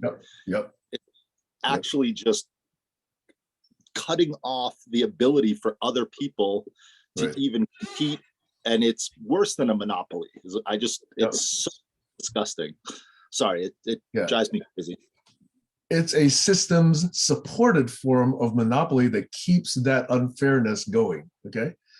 Now, the reason I responded to this note, I'm surprised Alex knows about Lindows, is Lindows was the first commercial attempt to try and make Linux attractive to Windows users. Okay. And the reason I know it is it's a small little company in San Diego. Guy named Michael Robertson or whatever, I think that's the CEO, decided to do this. And he was probably 20 years ahead of his time, okay? But the reason I know this is because I was wanting so much to support a free and open system that would actually allow people to do what they wanted to do, okay? Because otherwise you're paying that Microsoft Windows tax for every machine that you used to buy, okay? Either that or you were paying a very small number of us were paying the Apple tax, okay, which was very, very high. But either you're paying those taxes or you're experimenting with a very young open source, quote unquote, free operating system called Linux, okay? So Michael Robertson decided to try and make Lindows work like, obviously it's fundamental to the name, right? It's a Linux version of Windows. But they settled with Microsoft for a measly $10 million. Microsoft basically got them to stop for a measly $10 million.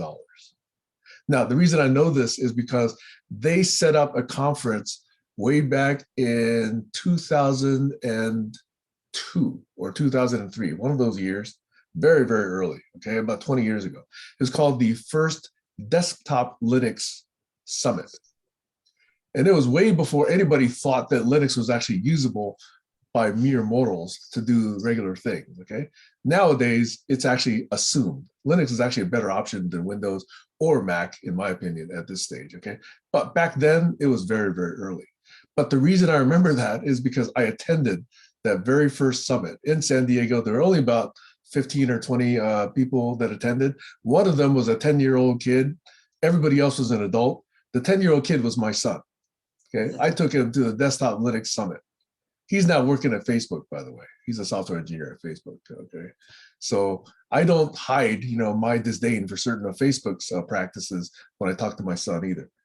But anyway, that's how I connect that Alex was actually able to reference this thing called Lindows. And now there's a thing called React, which React OS, which is trying to do a similar thing. But that's the connection with what I was initially saying about Bill Gates, about software being quote unquote protected, and therefore you get this ungodly, ungodly, I can use that word, I guess. Most people know what I mean. Unfair leverage or a skewness of who gets profits from who does the work. Never before in society have people been able to extract so much quote unquote value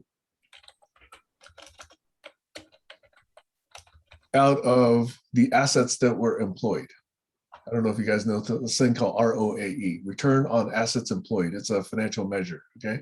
But the assets employed in software give you ROAE that's never before seen in the history of civilization, other than maybe graft and corruption, maybe. But software comes close. Anyway, that's my little rant on how this whole world has been turned into a capitalist paradise because of the leverage that's been possible through software and the unethical practices of the people who actually were leveraging those systems, which again goes back to my theme, which is almost any system can sound fair, except where they have first mover advantage. To me, that's the first indication that it's unfair. The fairest system, in my opinion, will be one that takes that into account and does not give the first movers that opportunity to be a monopoly. So therefore, Bitcoin, for example, for me, Bitcoin does not pass that test. Over. Yeah, Josh. I just want to mention a great series called Frontline on PBS that did an in-depth report on US secrets in 2014. And I just followed it up this last couple of weeks with part 2 of US secrets. And it goes into what the NSA was doing in order to keep track of all the conversations before 9/11. And they had the legal structure set up where they couldn't keep the actual names of the people that were doing conversations with whoever, but they were keeping track of all the conversations and who's talking to who. But then after 9/11, they skated the law and obfuscated it. General Hayden and a couple other people that were privy to this information, not even the director of the NSA was privy to it, that they were tracking all of the phone calls and piping in, it's called Prism, where they split off the line from AT&T and start tracking everything. And you don't have to take my word for it. It's on Frontline. You can look it up on YouTube, PBS, called US Secrets Part 2. And it will explain the whole legal ramifications of changing those laws. And we had hope and change that our transparency president, Obama, would come and fix it. And he did not. And so that's a lot of the reason why it was clear in Edward Snowden's whistleblowing that these programs were working with the top 8 companies, Yahoo, Google, Apple, and all of this information is readily available.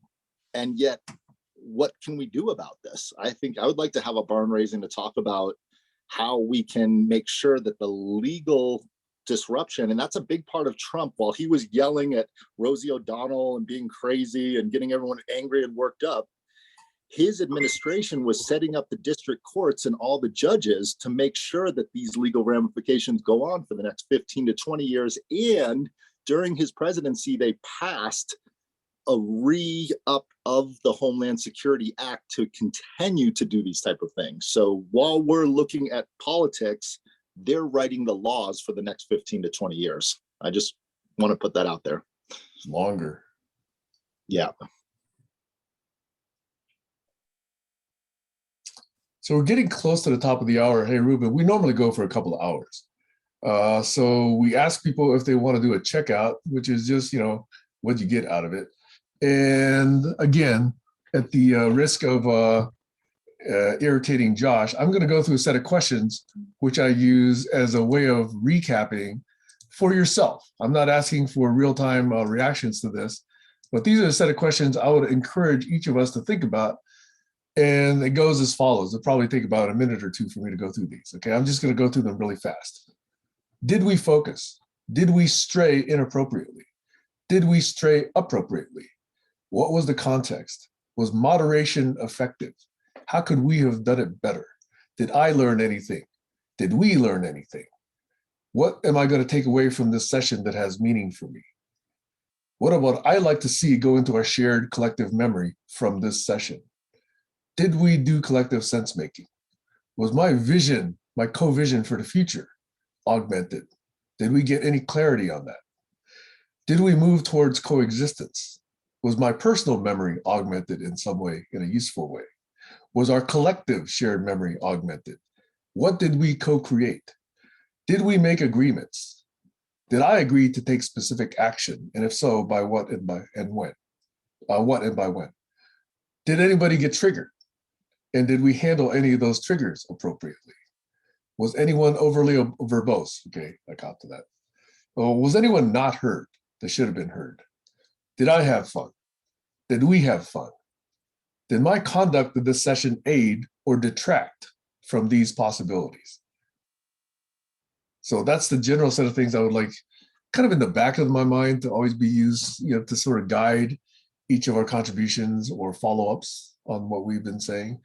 So at this point, I invite everybody to sort of do their own checkout. It could be based on this, or it could be based on any other thing that you want to do to reflect on the session today. And then after the top of the hour, I'll just let this go as long as it wants to go, but I'll stop any active quote unquote moderation that I've been even trying to do. Over. I'll check out. It's been interesting to have to double check some of my sources when I'm thinking about sharing information between different groups online. And that's because of the feedback you get if you share something controversial or borderline dangerous. And that's been an awakening of types, because it's important to have a network you trust who will do a little bit of homework at least and find out where's this coming from. Is it a source you can trust? Is it a news? Is it a mainstream news media network or a underground news media network or whatever it is? It needs to be checkable via the references they post, by the links involved. Over. Thank you, Alex. I like hearing that from you. Tees. Yes, so just explaining a bit. Jim Rutt had a podcast with Jean Rachel Anderson. So I listened to that one. And then I found at this page of Lean and Rachel Anderson on her own page, I found that video that I now shared in Global Challenges collaboration already. So you can check it there. And it's at minute 9 that you see a way of looking at, well, society more or less. And she puts power at the center. And he speaks about Bildung. So it's a German concept. So, and then she relates to Schiller. I put it in the chat already. So that's what I wanted to say. And I follow much on regeneration agendas. So what's happening? So just before this started, I listened to Daniel Christian Wall, who was in a meeting, say it's always digital, but he was, say, in Portugal, but he lives in Mallorca, of course. So that's what I was checking. That's what I want to tell to now. So thanks for the nice exchange. No hatred among us. So it's nice talking any direction. So it's good to be here. And then see you later again. Thank you, Tees.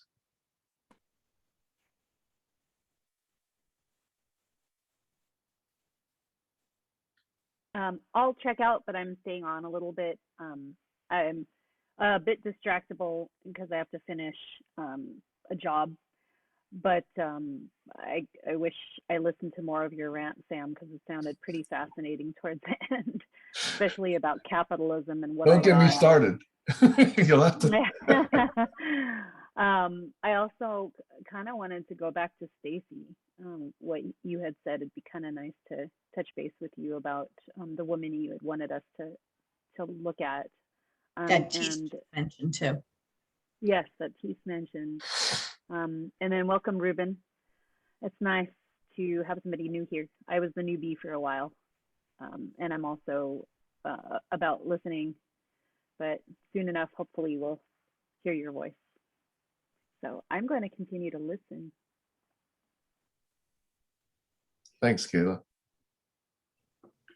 I just want to underscore the point that Sam mentioned a few times about ethics.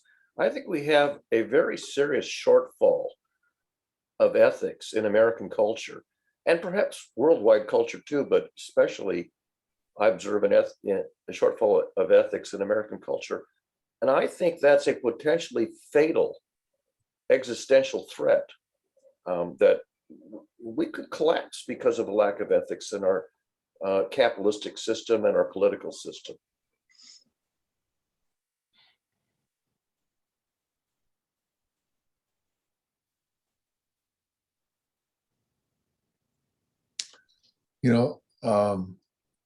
I'm wondering, I'm not a great student of history, although the older I get, the more I appreciate it. But if you look at the great civilizations, how many survive beyond 400 or 500 years?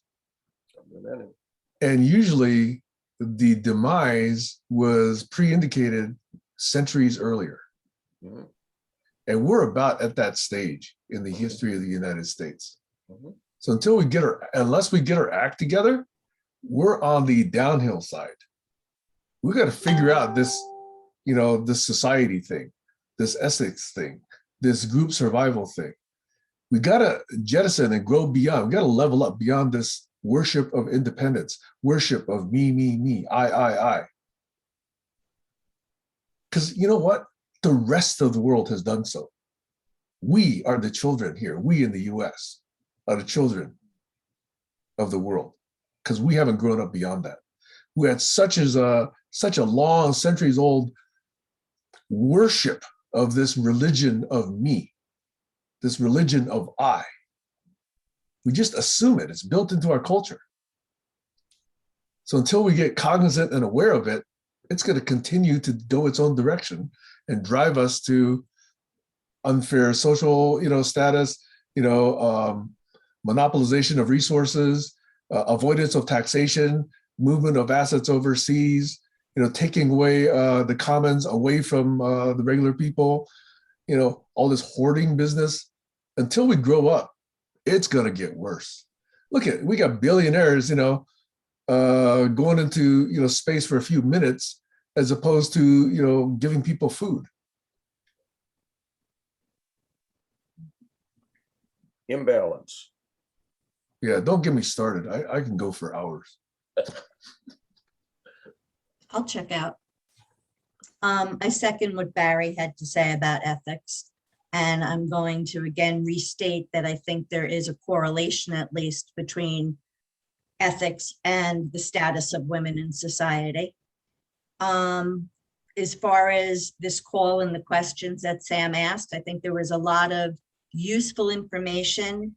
I do think that some people were too verbose. I don't know how much co-creation there was because of that, because there wasn't enough space. And it was too concentrated. There were too much was packed in to really be able to swim in any of it. And that's it. I'll stay on too. May go in the background, but if people are on, I will stay on. And thank you, Ruben, for being here. Not to put you on the spot, Ruben, but I'm going to put you on the spot. Did you get anything out of this particular session? In other words, are you likely to come back, and did you hear anything valuable? Yeah. I did. I was absorbing the information. I too enjoyed your rant. I'm a world-class ranter myself. The best ones are ones that are backed up with information and knowledge, and not just opinions. But yeah, no, I found it very interesting. Stimulating. I guess one thing that was missing to really round out the experience would be nobody pissed me off. I didn't get a good head of steam. And give us time. Thank you. I shall. Just to get disagreement and to put it bluntly, like, fuck that guy. If I'm not getting a little bit of that, then I'm too much into my comfort zone, too much with my own peers, not getting input, foreign, strange input that will shock me into looking at things a different way. So yeah, that was pretty much that'd be my only complaint, that I agreed with or was open to what everyone was saying, and a lot of the technical stuff I just don't know, but it's similar to my listening to somebody speak Spanish or even reading in English and words that I don't recognize. I put them into context. So contextually, I can keep up with what's being said, except for now and then. But a lot of what was being said, I was keeping up with. So I thoroughly enjoyed it. Thank you. Thank you for allowing me to be part of your discussions. Oh, I'm glad you're here. Thanks. just want to say one thing. We've actually been practicing not pissing people off. Yeah, we could go into that very easily. We've worked at that. Healthy disagreement is very important, I think, you know. We have Is it another not when session, you- Ruben, on Sundays for that healthy disagreement. It's called unblocking, when people get pissed off. So there is another session the same time tomorrow. I Or gotta check it out. yeah. So I'm just letting you know, like and we also used to have a Thursday and a Friday session. So Thursday was open and Friday was an experiment. And there was more disagreements there. And this is Sam's session on Saturday, which was how can we coalesce as a community and build something together and make agreements. So that's why it's more, we've worked really hard at it. I'm just letting you know. If it entertains you, Josh and I can model this disagreement business quite well. I look forward to it.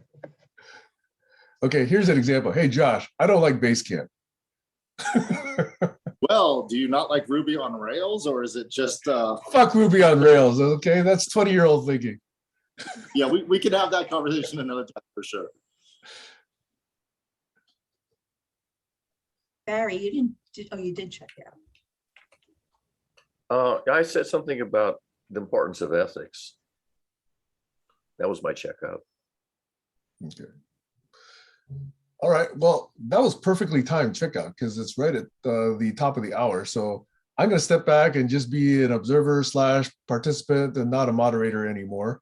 And we'll see if this feels any different.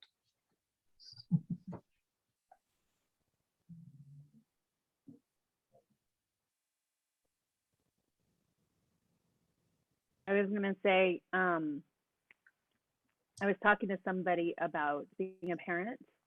About what? and About what? how- being a mom, Oh, being a parent, and that they should start teaching that like in high school or something, or grade school. You know, because these past couple of days, I've been reflecting on just being a single mom and some of my personal challenges, and being able to, you know, apologize to your children about some of the things that weren't appropriate. You know, of course, there's a line to being a parent. You know, you still have to be a parent, but you don't have to be a jerk. You know, and I think a lot of us as adults just have that entitlement as adults, that, you know, to our youth, to like even authorities, just because you're a boss doesn't mean you have to speak down to you. I think my You're back. You're back. oh, your microphone just switched. yes, it switched.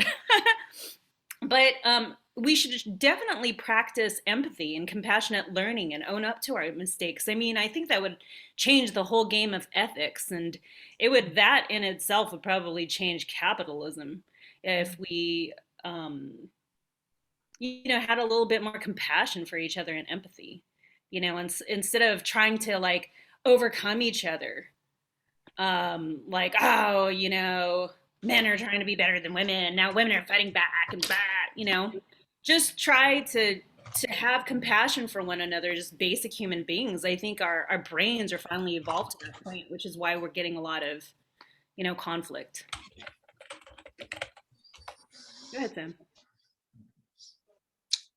I get mildly triggered when I hear these references to imbalance of power, like parents to children, etc. I don't think I've shared this story before, but I had founded a company way back with a friend of mine way back around 93. We eventually sold it in 97. But we had VC money. And unfortunately, when you get VC money, usually a few years into the company, you get a VC installed CEO. So we got the CEO when my partner actually had his father become terminally ill. And so he couldn't spend as much time being CEO of this company anymore. So the VCs brought in somebody else. And I didn't really want the role. I was happy building the product, building the technology. I didn't want to, you know, do CEO level things.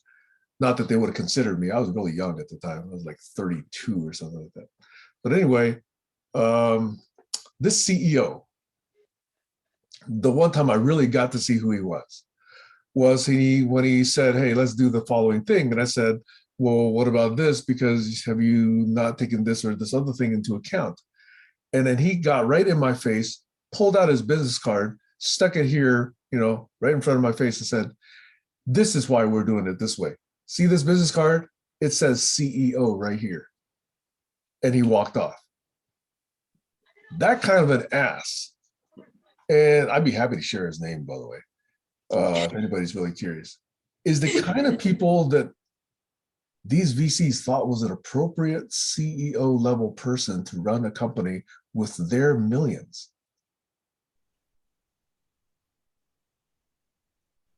He's the closest I've come to a pure ass of a human being, although, we can all think of one other one that far outdoes him. But that was a personal experience. Not fun. Made promises, by the way, when he sold the company to another company. And I asked him point blank, are they offering you a position in this other company for you to actually agree to this deal? And he swore up and down, no, I'm not taking any position whatsoever. That was an out and out blatant lie. People will lie. No. Yeah, it's tough to learn that. Kayla. No, it's funny. I said that I was going to be quiet, but now I'm not. So I was kind of bouncing around this idea of obligatory respect, and I started to kind of fuse it with obligatory respect for toxic people.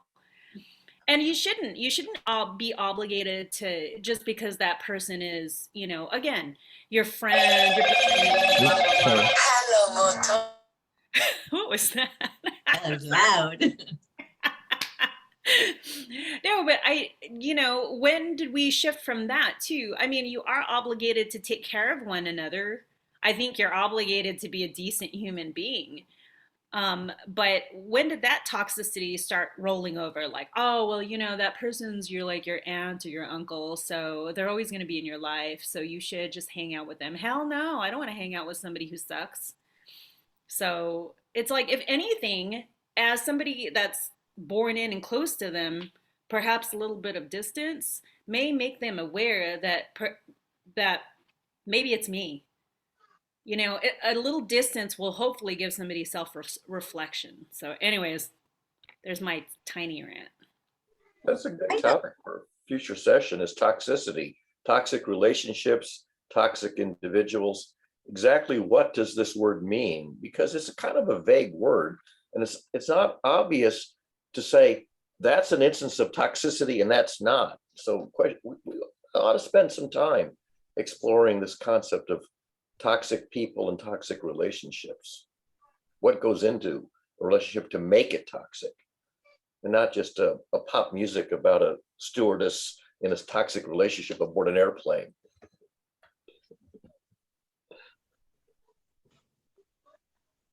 Sam, turn on your mic.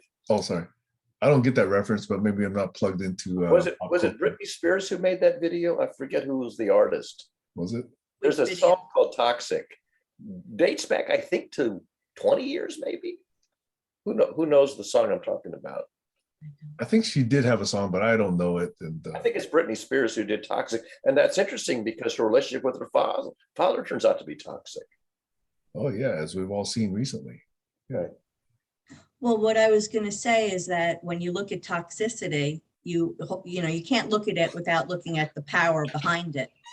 And even if it's somebody where you don't see on the surface they have power, like let's say it's just like a friendship relationship, then the person receiving that toxicity definitely has to own what they get out of it, because nobody is in something without a reward. So there's two different paths of toxicity. Obviously the power one is the one we really need to deal with for society. And I think I mentioned that once here when I was talking about that Netflix show I was watching, where the chef in the show was really berating the other people in the kitchen and he was threatening them because they were illegal. And it took a while. I mean, this was a fictionalized account, but it took a while before somebody finally stood up to him.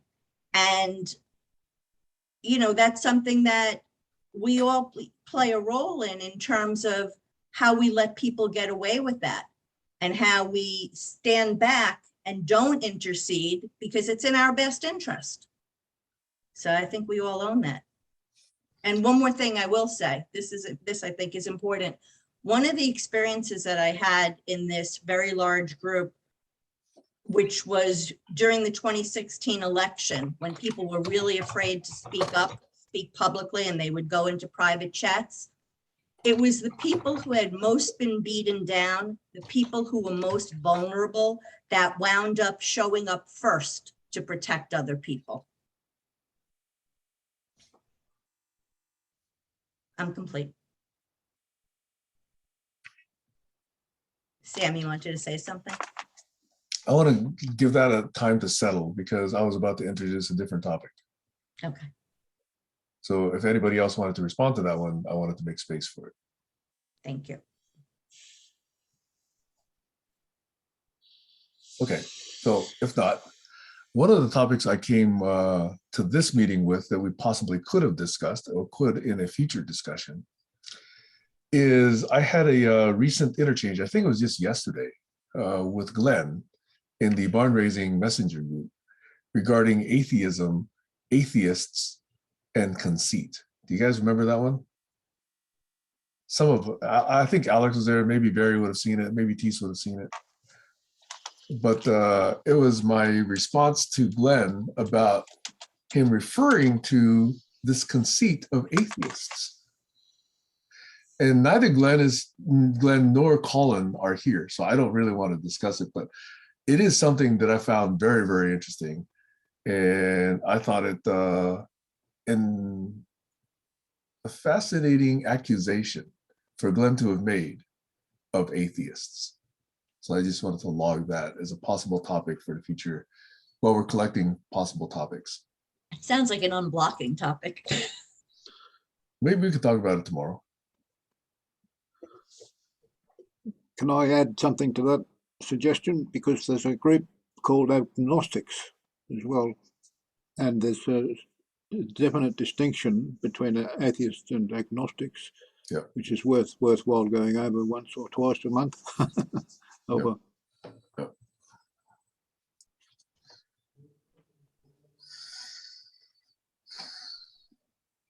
I always, by the way, have something along the lines of systemic and critical thinking to introduce also. So anytime there's a lull in conversation, I'm more than happy to introduce another nugget of possible entry into that whole space of topics.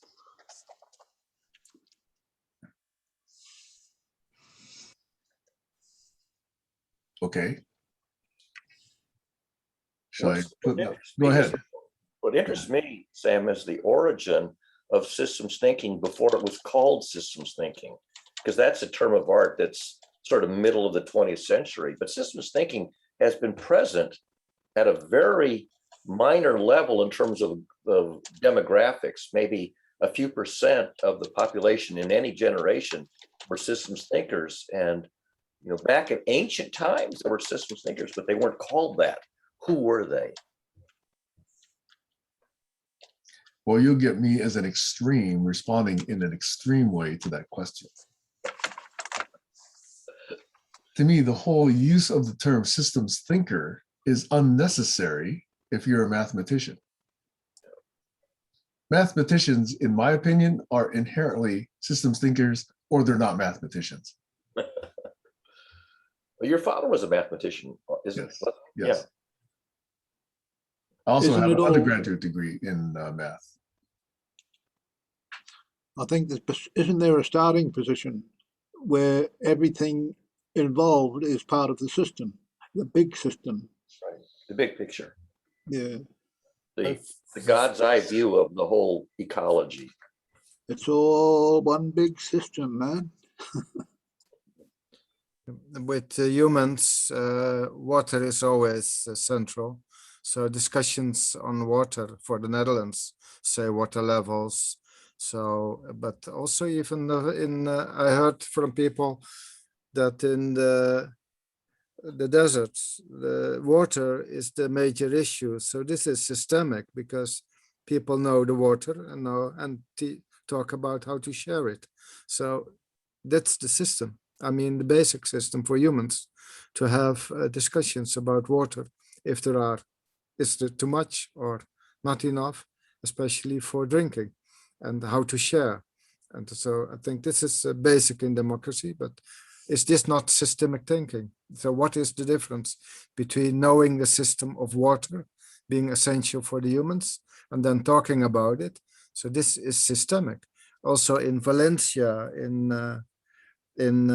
so one day a year, more or less, in Valencia, Spain, there is a gathering on how the water will be shared from the valley. So all the water from the valley, the people have to know in advance who's going to get how much for which crop. Yep. There was an issue when there was too much water, and in the same place when there was a drought, there was not enough water. So scarcity of the resource was the big issue. And if it's raining, what do? You make hay. If the sun shines, you make hay. And try not to let Nestle bottle all the water with a drought. To capitalise on a resource that should be free and available to everyone.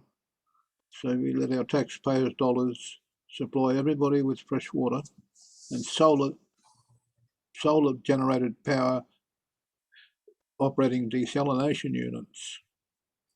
So you get free fresh water out in the desert. Over. See, I don't even think that free captures the notion of what it is. I think someone introduced the word commons. It is a commons, but I don't necessarily think that free and commons should mean the same thing, especially as the population grows. And now you have to think in ways that, people didn't have to think of thousands of years ago. In fact, if you're talking about, negotiating water, some of you don't have visibility into it, but, being from California, there's a long running debate about whether Northern California and Southern California should split. And the big issue is, all the water is collected in Northern California and it's all being piped into Southern California.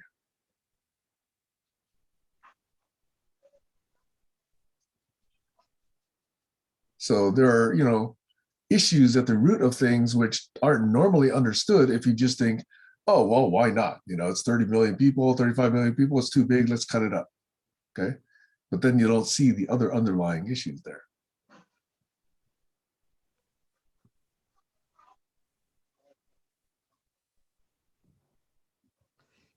Does anybody know?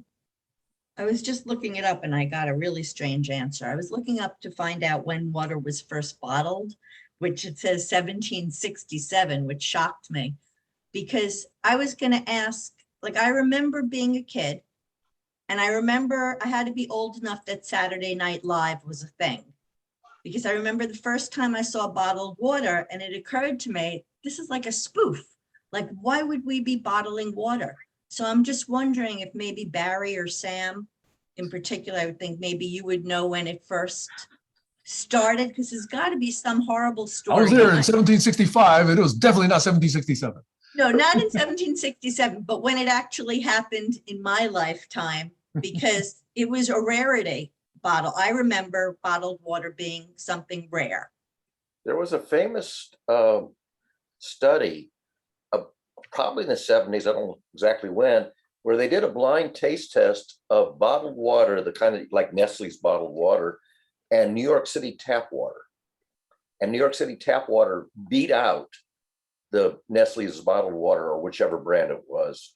And you can look this up. I supposedly it was a scientific survey, but you need to double check check your research just to make sure that it's as scientifically viable as the story made it out to be. I believe the New York City water was coming from up where I live, the reservoir, and going there. Yeah, I think you're right.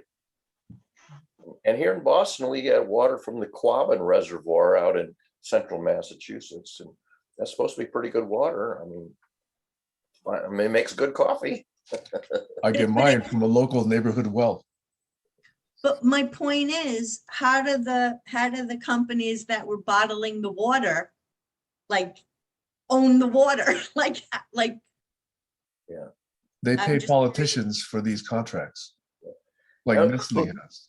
We have Poland Politician. spring water from Poland Spring is Poland, Maine. It's a place in Maine that had very good spring water. And that was one of the, I think that might have predated Nestle. I'm not sure. But then shouldn't we be getting some of the profits? That's my point. I mean, if the water is part of the commons, It should be self-evident, like there's a part of the famous speech that all men are created equal. It's self-evident. Some things are self-evident, and water being a natural resource, we all need water and food and air. The three things are self-evident. They shouldn't be. Neither of those three things should be capitalized, I Right. think. Well, I To me, just- backwards is naive.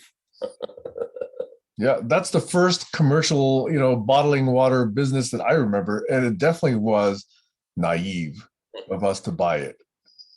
Yeah. Tees has his hand up. Yeah, there's a water engineer trained in Delft. In Sri Lanka, I was for my studies, at the end of my studies, before I became an engineer. And there, of course, water is considered to be cost-free. But here we have big systems, technology, so we don't get it straight from the river. So it has to be treated, has to be transported, becomes tap water. Then it has a price.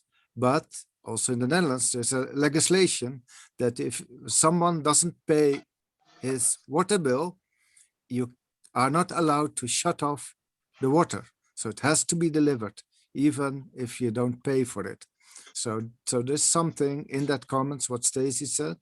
But if you have, say, people that bottle it, yeah, I think Coca-Cola has done something like that, that people protest, that they say, okay, don't take our water because you bottle it and then we sell it, while it's our common source of potable water. So there can be problems to be said. And from bottled water, Spa is the name for a place in Belgium. So the Ardennes, it's the mountainous area. So rain falls there. So enough water is there to put in a bottle and to sell it. So Spa is the name that I know from my area, not knowing which is the first water to be bottled. But, And seltzer's been around forever. Seltzer water, which is just carbonated water. Well, at least it's evident that it's not just water. right. Well, there is spring water that's naturally carbonated. Yes. That's Yeah. the origin of seltzer water. Yeah. Yeah. And minerals make water taste better. Without minerals, water tastes pretty bland, pretty flat. So carbonation and minerals was what made some water tastier than other water. It would be interesting, though, to see the contracts between the water companies and the municipalities. I'm curious now.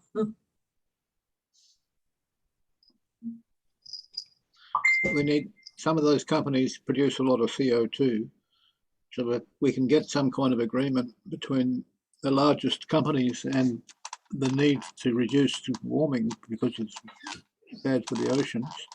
The warming of the oceans is destroying the acidity in the water, altering the acidity, reducing the plankton, and that's the bottom of the food chain. So that's a dangerous, very dangerous situation.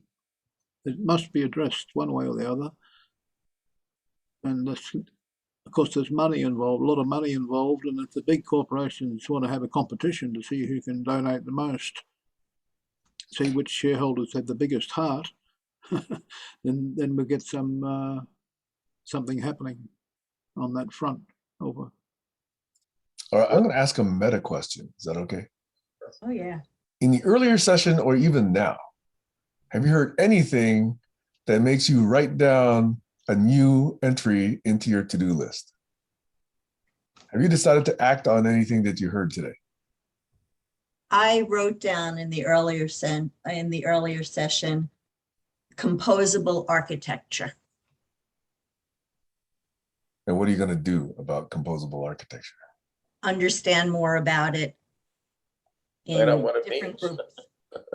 Well, yeah, related to what I'm hearing in other groups that are more tech focused. Awesome. I'm glad you got that. I've made a note of what I want to do to fix the problem, and that is identify where it's broken, and that's work to be done yet. Over. Thanks, Alan. And some asked, well, I immediately put it in the GCC line that Stacy reacted on the video that I shared with her. So the act has been done, but I acted on what she said. So, but I don't have a longer range, say, result from this, that a to-do list. But there was a to-do idea that came from this session. I just want to highlight what Tees wrote in the chat, which is that she's very focused on the role of ethics. So it really ties into everything. Thank you. Well, I'm going to try to continue to be a better person to my kids and my community.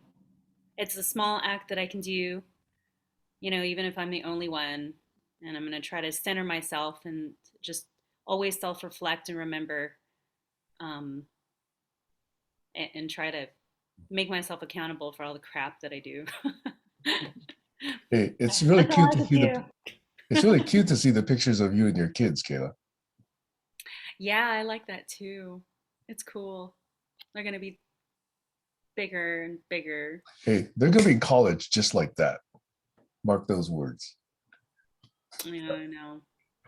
My little baby was only this big just a few weeks ago. And after that, I'm going to be like the cat woman. Dog woman. I have a ton of dogs and cats. Hey, I'm ahead of you. I got 4 dogs and 2 cats already. Perfect. Sam has one of the biggest lap dogs around. 4 of them. Actually, no. Goldens can get to be over 100 pounds, but by that time, they're really unhealthy, in my opinion. I've known some pretty darn big golden retrievers, and God, some of them remind me of nuclear submarines, how fat they are. As an aside, what happened to Colin? I saw he came by. Alex, sleep well. What happened to Colin? I saw he showed up for a minute and then disappeared again. Yeah, we didn't hear from him at all today. I don't know. He wasn't here I don't think he was here for more than a few minutes. Yeah, I think so. I think you're right. No. I don't think it was long enough for me to piss him off. No, it wasn't. Maybe the topic just didn't interest him. Who knows? I don't know. He was here long enough to figure out what the topic was. Yeah, perhaps not. Yeah. I remember the last time he wasn't here. That's why it was surprising to me. I remember last time you were not here, which is why I'm glad you're here today. Well, it was last week. That's what I mean. What a memory. I'm keeping track of you. I'm a stalker, Stacey. Oh, that reminds me. I was going to bring up the name of Golda Meir because Stacy was talking about women in power. Golda Meir lived in Milwaukee, Wisconsin, and she became the prime minister of Israel. Was it the 60s or 70s? Yeah, I forget. 70s, I think. I think she was perhaps the first female head of state in my lifetime, at least that I know of. And of course, now we have Angela Merkel stepping down after, what was it, 17 years, and quite a few other women who rose to very high levels of power. But I'm thinking Golda Meir might have been the first in our lifetime. Yeah, but before our lifetime, there was the Empress Dowager of China. They didn't teach that in history in Omaha. But she was quite powerful. She basically was the number one person in China for quite a while, and that kind of is interesting given its line of male emperors. Yeah, of course, there was Queen Elizabeth. Cleopatra. Ah, there you go. Was she actually in power or simply married to power? Cleopatra? I think she was. I didn't check her, but she was in Egypt. Well, again, I was also thinking, even in these smaller groups, and even among, I'm in a lot of calls with mostly white men, and they are all very well-meaning and really trying to be cognizant of power dynamics and things like that. Even still, unless there are more women there, the conversation still gets very skewed. Yeah. Well, by the way, one of the reasons I was thinking about Golda Meir, not only that she was the prime minister, but that was at a time when the kibbutzim, the communes, were very popular in Israel. So there's the connection between socialism, which is really a commune, democratic communes, very much like Bernie Sanders talks about. So that was a time when democratic communes were a big deal, the kibbutzim. Yep.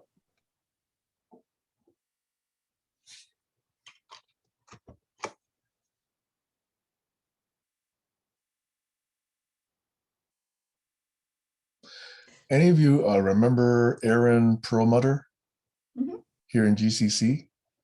Yeah. I think he was actively, with some friends, actively looking to establish an intentional community. And I think he was looking in Portugal and Spain, and I don't know, whether he actually identified anything, but that's how I first got to know him 4 years ago. A meat space intentional community, not an online one. Yeah, right. But he was one of the founders of this GCC group right here. Okay. I'm ready for an intentional community. I am. With what intent? With what intent? Just connection. Yeah. I mean, for me, it was learning communities. Online learning communities was my foray into intentional communities in the nascent days of the internet, early 90s. Well, then my friend in Buenos Aires, whom I referenced when Ruben got here, Alexander Laszlo, son of Erwin Laszlo, who's associated with the Club of Rome.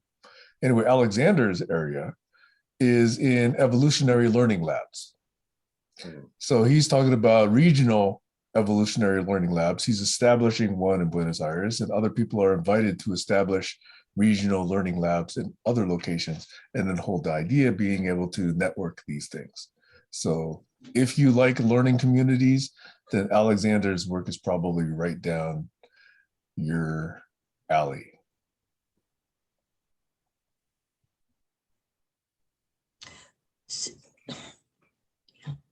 This brings up something else I've been thinking about, but I'm looking, I don't think that Sam or Barry would fit into this category, but I'm not sure, you'll tell me. So there are some people, I'm one of them, that really gains a lot out of speaking my words.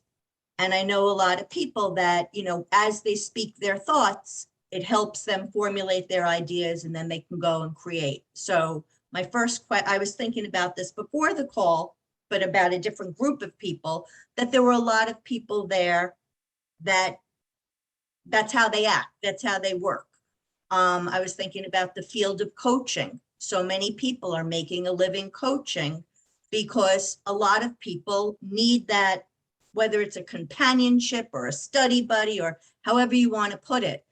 And I was just looking, there are people that have already become very successful that are now doing coaching, making maybe $250 an hour, something like that, upwards of that. I was thinking about I was thinking about it I had gone through a really traumatic divorce. And when I had become depressed, I went to this therapist that I paid a good amount of money to. And when I was done, I said to him, "Thank you so much." And he said to me, "You did everything. I just sat here and listened." And he was right, because I did all the talking and I asked all the questions and answered them. But the point that I'm going the long way around is that I've done that for so many people, where I've just listened to them for hours upon hours. And whether it be that they then went out and did whatever they were going to do of a professional nature, or if it was something of a more personal nature, that's something I did for free and I was happy to do it.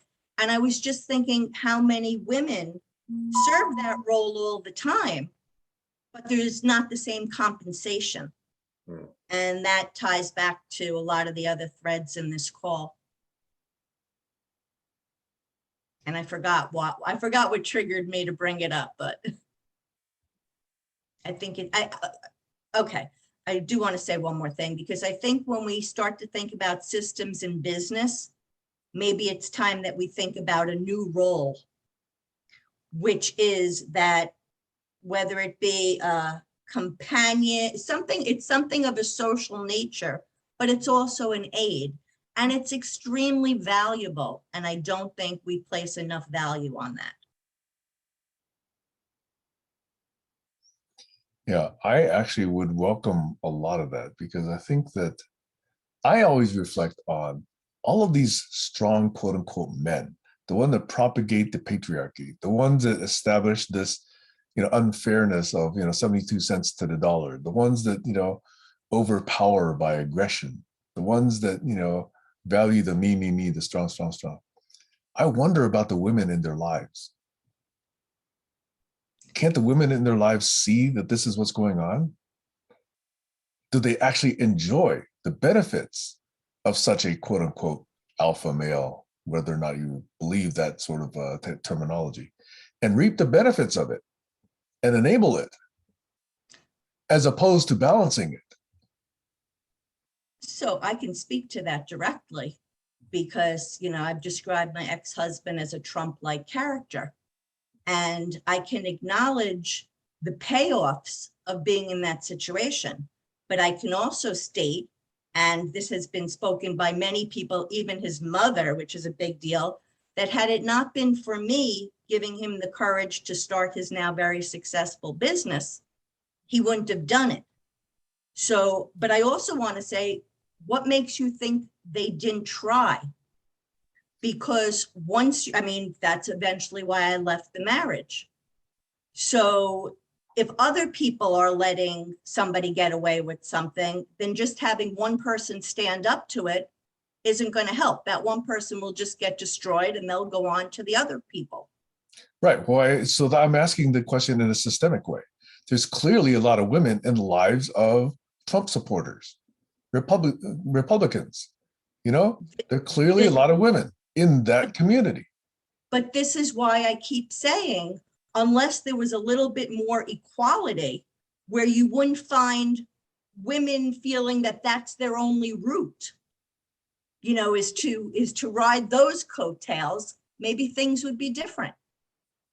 I mean, you've heard about women, and I have a very successful female friend, first CEO in, her sector. And she has, she's very aware of that she's had to play the male game. And she does her best to counter that, but it's, you either want to succeed or you don't. Not everybody wants to be a martyr. There's also another variable to that too. I didn't look too much into Trump supporters because I just don't want to. But I do know that religion has a lot of play into it too.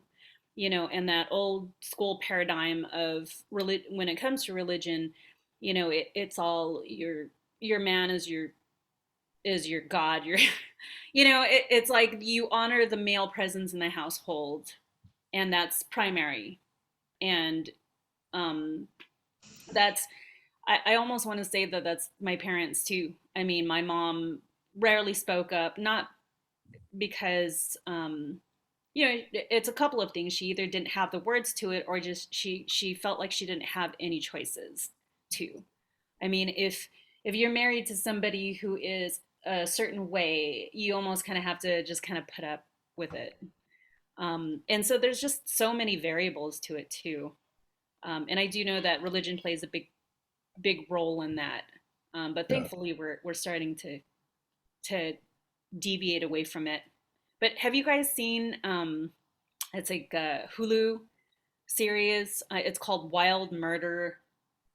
I know I don't know why, but I'm just fascinated with these like murder documentaries. But it is this man who has supposedly murdered both of his wives in like the Rocky Mountains, and a lot of them were described, or both of them were described as very dutiful Christian women.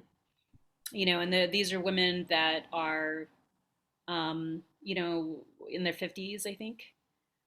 But yeah, he got away with a lot of things and got away with a lot of brainwashing. And there's still that sense of entitlement too. Um, I know not everybody's like this, but I think you just do what you learned. And if you, I don't know, I'm not a man, so it's, I have no idea, but from my observations, is it's kind of clear across the board. And there's that sense of entitlement that comes with it. Well, it's just how things are. So I can act like this because that's just how the way it is, and we're parted, and it's going to take forever to change. Nobody wants it to change. Blah. Anyways, I'm late. Yeah, I apologize because I didn't mean to ask the question thinking it was a simple answer. Obviously, I know it's not a simple answer. It's a very complex system. But as you are speaking, Kayla and Stacy, for some reason, my memory recalled a phrase that my ex-wife used only once that I ever remember. And it was very early on, and it's never been in my memory ever since, up until now. Right after we got married, she was joking around with, I forget whether it's her sister or some of her friends, and I happened to hear about it. She said, and by the way, I'm not a catch, okay? I'm not anything to brag about. But she was talking as, she used the phrase, I've got my first class object. And I had no idea that was referring to me. I was her first class object. I've never had this association or memory up until you two were speaking just now.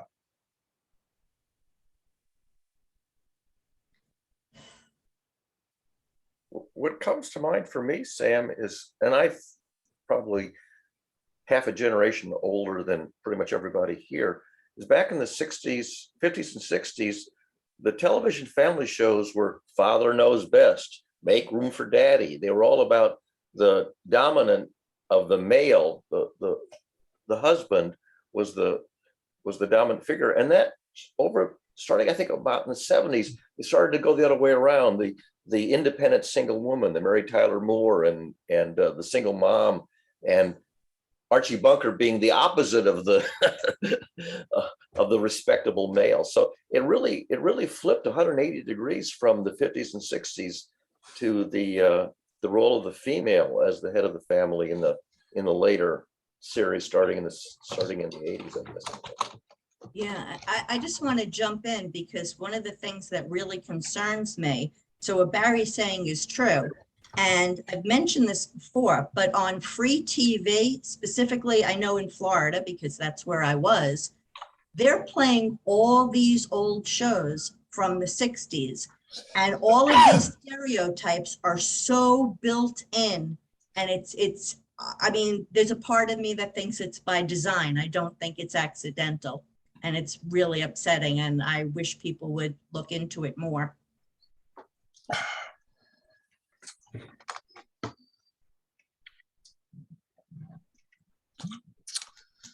Look,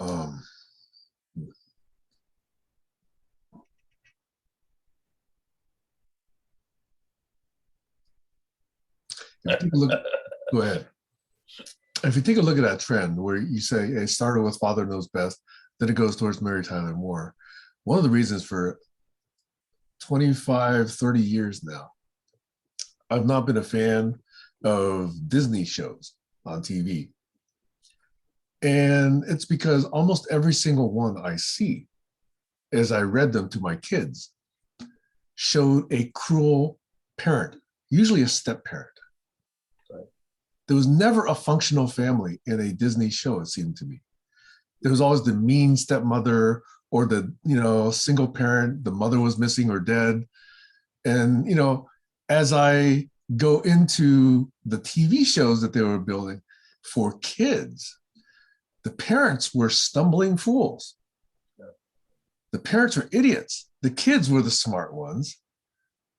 And the dad was usually the, dumb, bumbling, jokester who couldn't do anything. And I didn't think that was a good stereotype for my kids to always be watching. The Dursleys. Harry Potter, the Dursleys. Yeah, well, that was a uncle and aunt. Yeah. He liked his parents. Right. They definitely liked his parents. Right. The fabulous parents. They were dead, yes.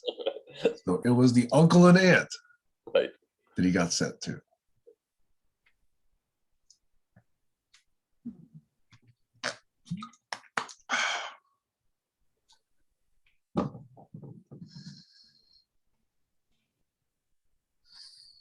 Yeah, sorry, I'm still caught up in this phrase that I just recalled, so I'm still trying to figure that out. It's interesting because Omarosa wrote a book about Trump, and now Stephanie Grisham's written a book about Trump. I wonder if Melania is going to eventually, maybe in 20 years, write a book about Trump. It'll be ghostwritten, probably. Yeah. I mean, I'm referring to her speech. Yeah. Did you know that Donald? Now because it's long enough now, more than 2 hours. So thank you, Tees. Bye, Tees. Bye. Bye. More likely that Marla Maples would be the one to write the book, but not until she makes sure her daughter's taken care of. Oh yeah, that was the middle wife, wasn't she? Yeah. She was only like 22 years old. Oh really? She When was that Trump young. started having his affair with her. And she's the mother of Tiffany, who's sort of the one out of the spotlight. Who stayed out of it a little bit, yeah. Yeah. A lot of people, I think, are going to be writing about Trump as the evil male, toxic male. Again, I think the evil people are the ones that enable. Yeah. Well, he's not innocent himself. No, but he's just, yeah, I can't, to me, he's almost like an anomaly. Like I don't know that I think he believes, who knows? I just don't think he's right in his mind anymore. I mean, he was never a nice person. He was never a good person by what I would judge good. But now I think of him as a joke, to be honest. Yeah. Stephanie Grisham writes in her book that just came out or is coming out. Stephanie Grisham described the Trump White House as, quote, a clown car on fire running at full speed into a warehouse full of fireworks. Yeah. And the warehouse is his base. Exactly. So, yeah, he's not going to look well in the history books. No. Problem is, it's going to have to wait for that. And we can't, unfortunately, be past it yet. No. Yeah, but you know what? So in the history books, when I was reading about the Holocaust, the German people seemed just as bad to me as Hitler did. Yeah. And I think the American people are going to look pretty damn bad in the history books as well. Yeah. He still has a constituency, even to this day, he has a constituency. Yeah. That's the scary part. Hitler had a constituency and Stalin had a constituency. Trump has a constituency. Well, there's a reminder going around about the fact that after Hitler got to power and was not prosecuted 10 years later, he took over Germany.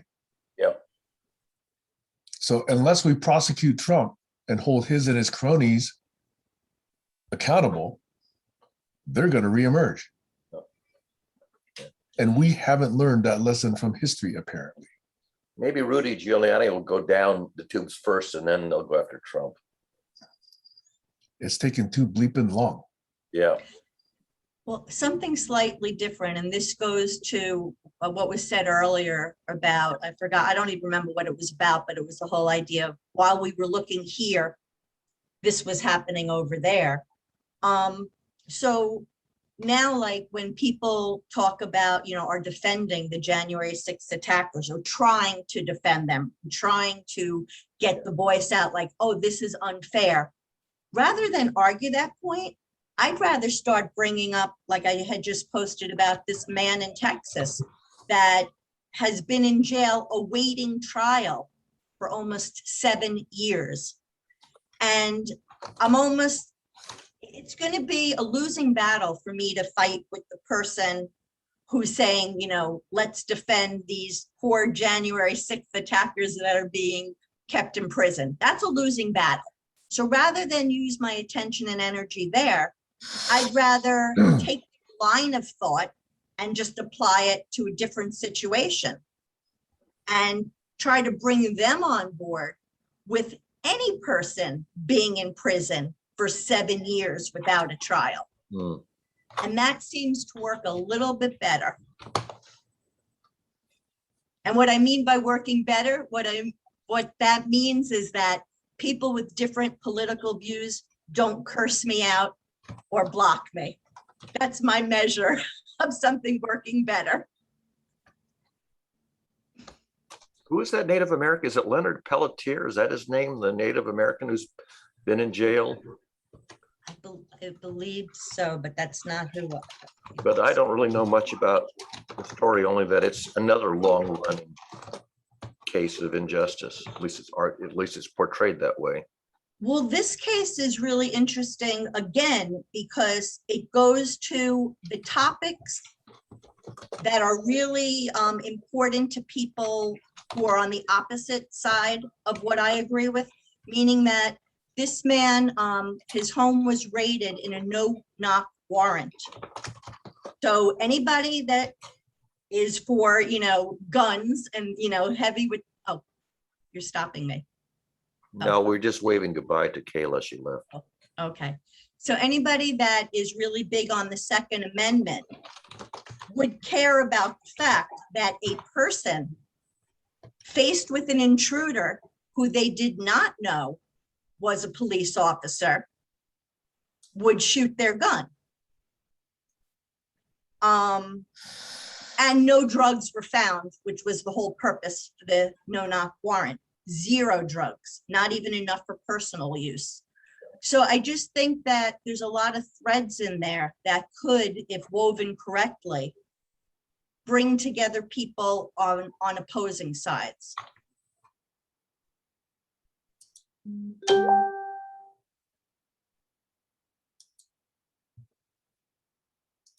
Sam, what's going on in your mind right now? I don't know the specifics of that case, but there are just too many of these. I think Breonna Taylor is another one who got shot in her home. Too many cases of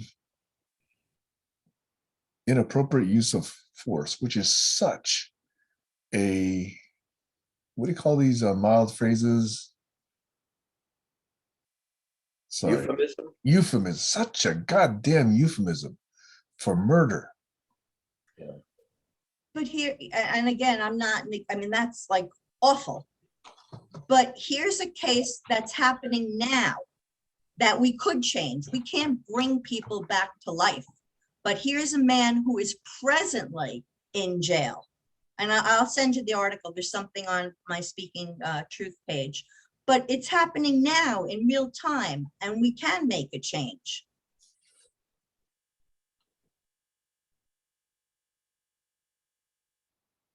Texas and Florida are just vexing situations politically.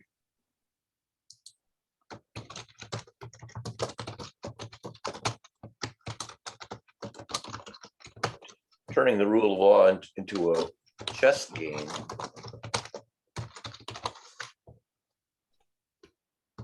without regard for the reason for having laws in the first place. It's create order in some cases. And again, the more money you have, the more power you have to play the system. Right. And To if you game- don't game- have money, you have no power to play. Matter of fact, I do remember one part of this article. I'm pretty sure this was that. He had released 3 of his public defender attorneys because they all wanted him to take a plea. And you know what, I better double check that because I hope I'm not infusing 2 different stories. Well, I don't actually know the name of the person that you're referring to in Texas, and so kind of Get it. kind of foggy what you're referring to. Let's see.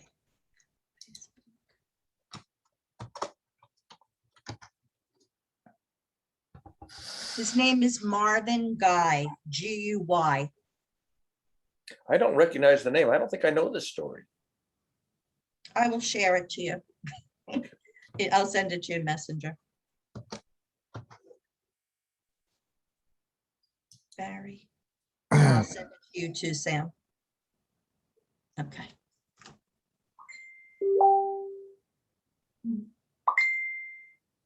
Doesn't look like he's in jail in that picture. Well, it's just a photo. He's in a cafeteria or something.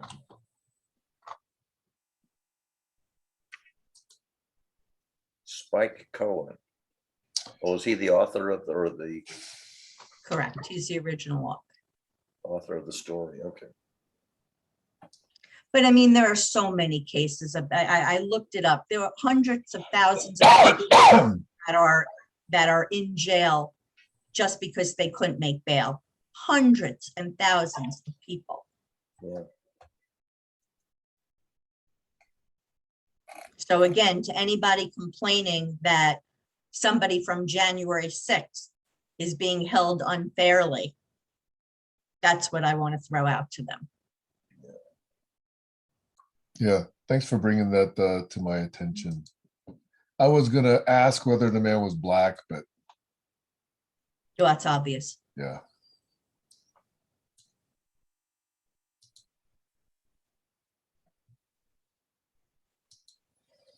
Yeah, we have to do something about our justice system. We Criminal just have system of injustice is what the Black Panthers called it. Something like what, 30 years ago? The Longer. criminal system of injustice. Longer than that. Well, I mean, if we don't, Malcolm X was from Omaha. But here's the interesting thing. I grew up in Omaha. I went to public school in Omaha. I never learned about Malcolm X until I was an adult. But he was from Omaha. Or at least he lived in Omaha at the time. Yeah. A lot of that was going on. In fact, I didn't learn much about how bad we treated Native Americans until just the last few years.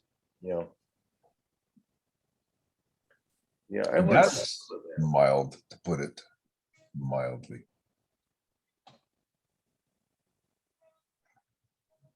Yeah, Yeah, my American history teacher departed from the textbook to explain the campaign slogan Tippecanoe and Tyler too. The massacre of Tippecanoe was that William Henry Harrison led a cavalry into an Indian camp where all the males were not there, and he massacred the women and children, and that was the massacre of Tippecanoe, which William Henry Harrison ran on as a positive, to run for president. The hero of Tippecanoe massacred a bunch of defenseless Native Americans, women and children. It wasn't in the textbook, but Professor Lubman told us about it, sort of off the books.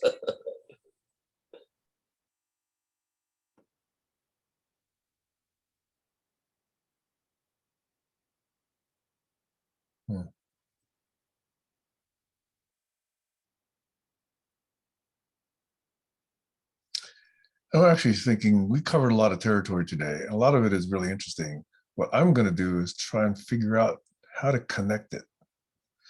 a lot of the ways I try to participate is to say, hey, I heard this from this person, that from this person, and here's how it connects with some of the things that we've been treating as themes. So that's the way I like to co-create using these sessions. It's not immediate, however. It takes a lot of follow-up.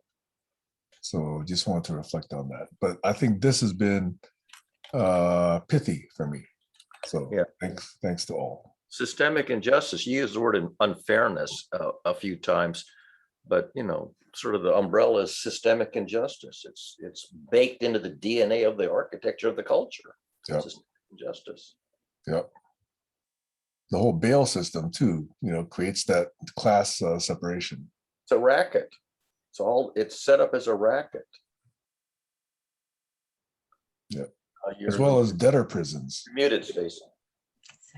I was going to say it's ethics, power, empathy, justice, and technology. And women. Well, that's all, you know, again, women, you know, women connect to the power, the empathy. You know, it's just an illustration. I always thought that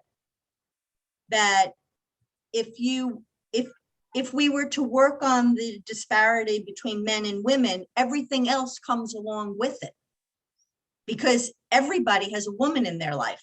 Yeah, yeah. Carol Gilligan is sort of almost everybody. Carol Gilligan is sort everybody has a mother at some point. When Lawrence Kohlberg at Harvard was developing his model of ethics, it was all a kind of a logical progression.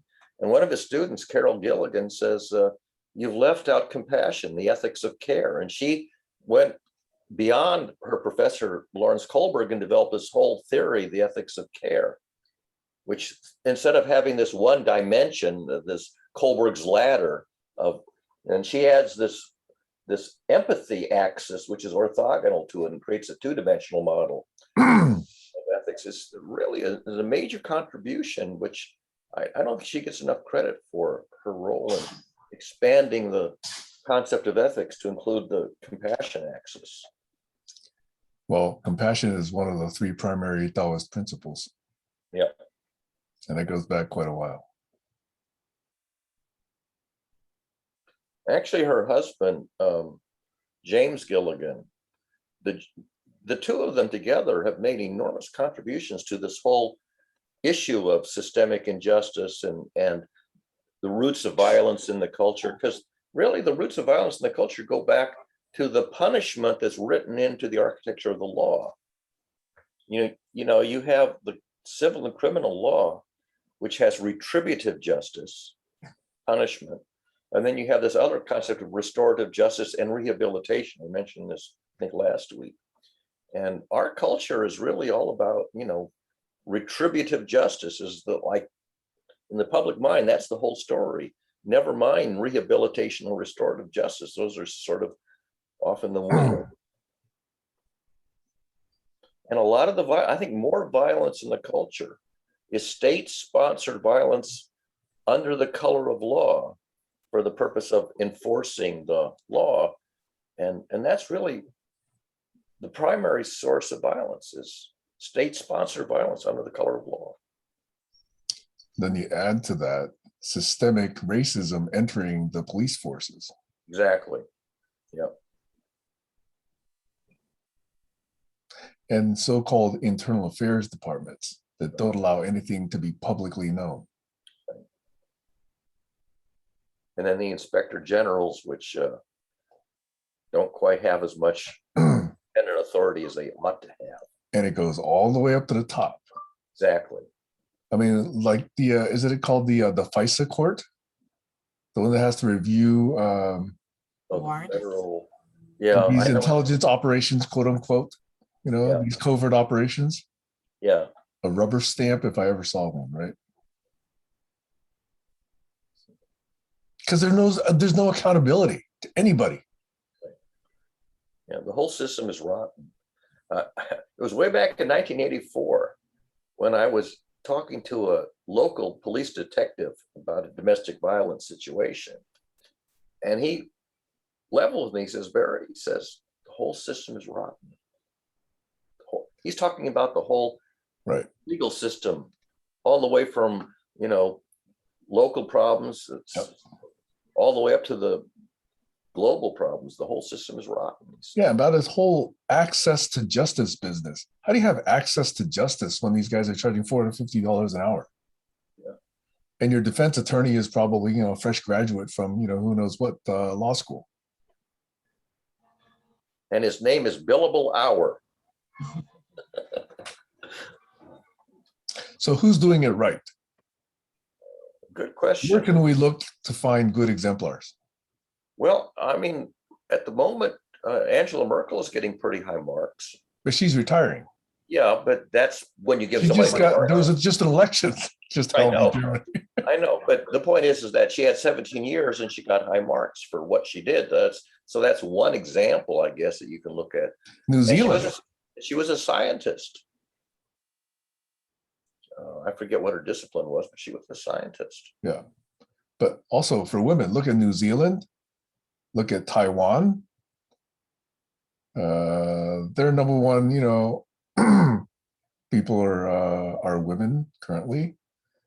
Where else? And a number of governors are women these days.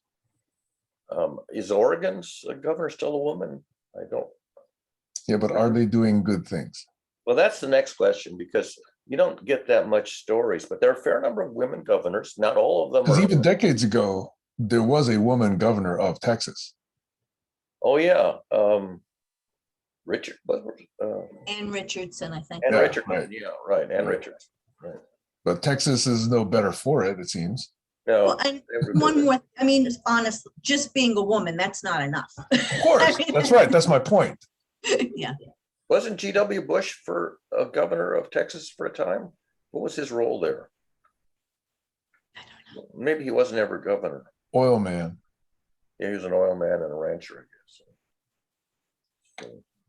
But getting back, see, I'm way more concerned with local levels, because I mean, I understand we always want to look to the top to have something to gripe about, but it's on the local levels that I think really will make a bigger difference. And even when you were talking about like police departments, I had a friend whose husband was an officer.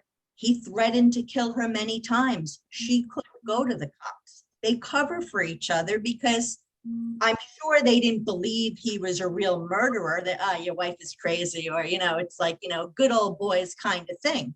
Now, if you had a lot of women there, that whole culture shifts. That's happening in Boston. You know, when the male mayor was promoted into Biden's cabinet, we have Kim Janey took over as mayor, and then in the election, she's not going to be in the main election, but we're going to have a woman governor, an Asian woman governor, probably, but not a black woman governor. I mean mayor of Boston in the upcoming election, because there's only 2 women running, and they're both women of color. But what the Asian one is going to win, I think. So that'll be a change. We've had white Irish mayors in Boston forever. So. I think it's not about having one woman, because one woman could be just as, you know, what's the word?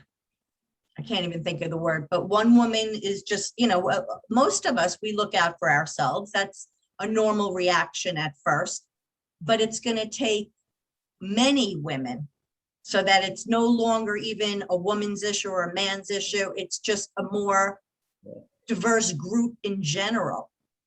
Yeah. California had 2 women senators for a long time. That didn't do us much good. Well, Yeah, but look at, like, in my state of New York with Cuomo, there were women that helped hide the things that he was doing wrong. Yeah. Which is my point about the women around these Republicans and these patriarchal quote unquote figures and Sycophants. Yeah. The other thing I have to say, because I've discussed this with some of my female friends, when we look at people that, you know, women that we knew and how much they've changed, And a lot of us acknowledge that their politics have shifted because of the men they're with. You know, and it's almost, you know, nobody really likes to hear the truth about themselves all the time. But I'd like to know, how much influence did Michelle Obama have on how successful Barack Obama became? We don't really know how much power or influence she had. Maybe it'll come out eventually, you know, in late biographies, but my feeling is that she had enormous influence on. I would think so too.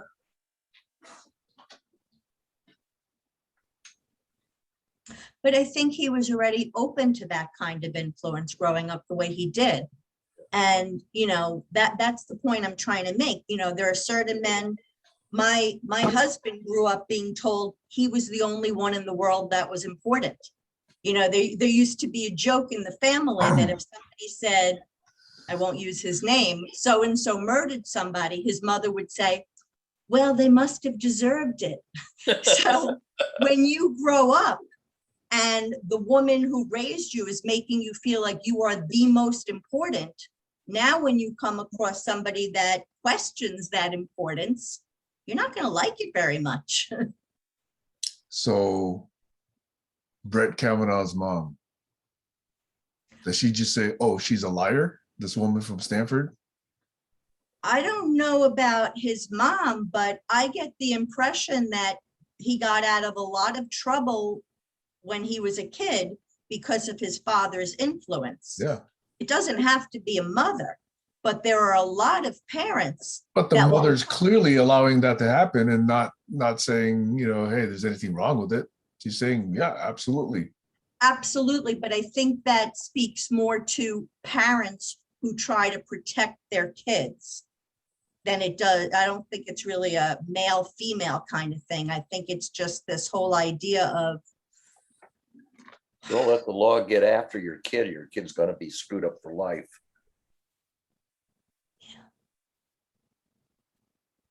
Okay, so that's basically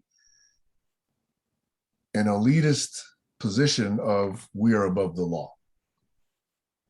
yes. Well, And a lot of people, men and women, have that position. Yeah. People with money and power are above the law.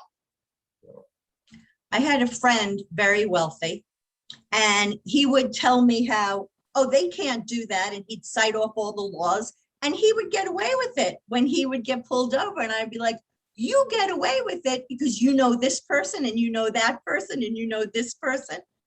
The average person, it doesn't matter if the law is on your side.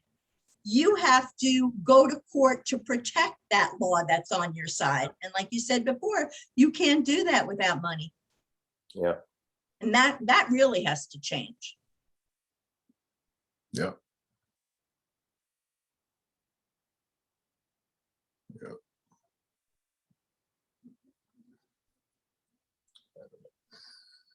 The apocalypse isn't sounding that bad. You know, It's a reset. It's a reset. It's an interesting word because it's a Greek word that just means revelation. So, you know, whenever you have a mystery or a situation where you don't understand the roots of it, and eventually the truth comes out, that's revelation. You know, that's science. Eventually the truth comes out. The Greek word apocalypse got appropriated by the theologians, but, you know, it appears in science too, you know. Well, isn't the name of the last book called Revelation? It's not called the Apocalypse. Well, was the term apocalypse introduced? it's just an English translation of the Greek word. So the Revelation of John, is that the name of the book? But the Greek, I mean, remember, these were written originally in Greek, these books. So Aramaic, Greek, wasn't it? Or was it actually Greek? I thought it was Aramaic. The New Testament was written in Greek. Jesus supposedly spoke Aramaic because that was just the language of the common language. But the Testaments were written, I believe, in Greek, an old version of Greek called Koine, K-O-I-N-E. I think that was the dialect Greek that was written in. And then it got translated into English with the King James translation and all the others. And so apocalypse, by the way, you can take the word apocalypse apogee and perigee, the apo is the same word as apogee, which is the highest, right? Apogee is the highest and perigee is the lowest. So, and calyps, I can't remember now. The root of that, but yeah, but basically it's in English, it's just revelation. It's the revealing. It's the unveiling of the part that was hidden, the discovery of the ground truth, which comes out of it. That just connects back to, I'm looking forward to the conversation about atheists and conceit. Yeah, and you're going to do that on Zulip, I guess. I kind of stepped away from that because that's a conversation that just goes around in circles. Nobody ever changes their mind. I was actually surprised at what Glenn posted yesterday. That surprised me. Yeah, I have to go back and reread that, but I'm sort of reluctant to it because then it's a rabbit hole of a conversation that basically never resolves. But see, that's why it's interesting. It's been unresolved for thousands of years. What is it that we cannot crack about that nut?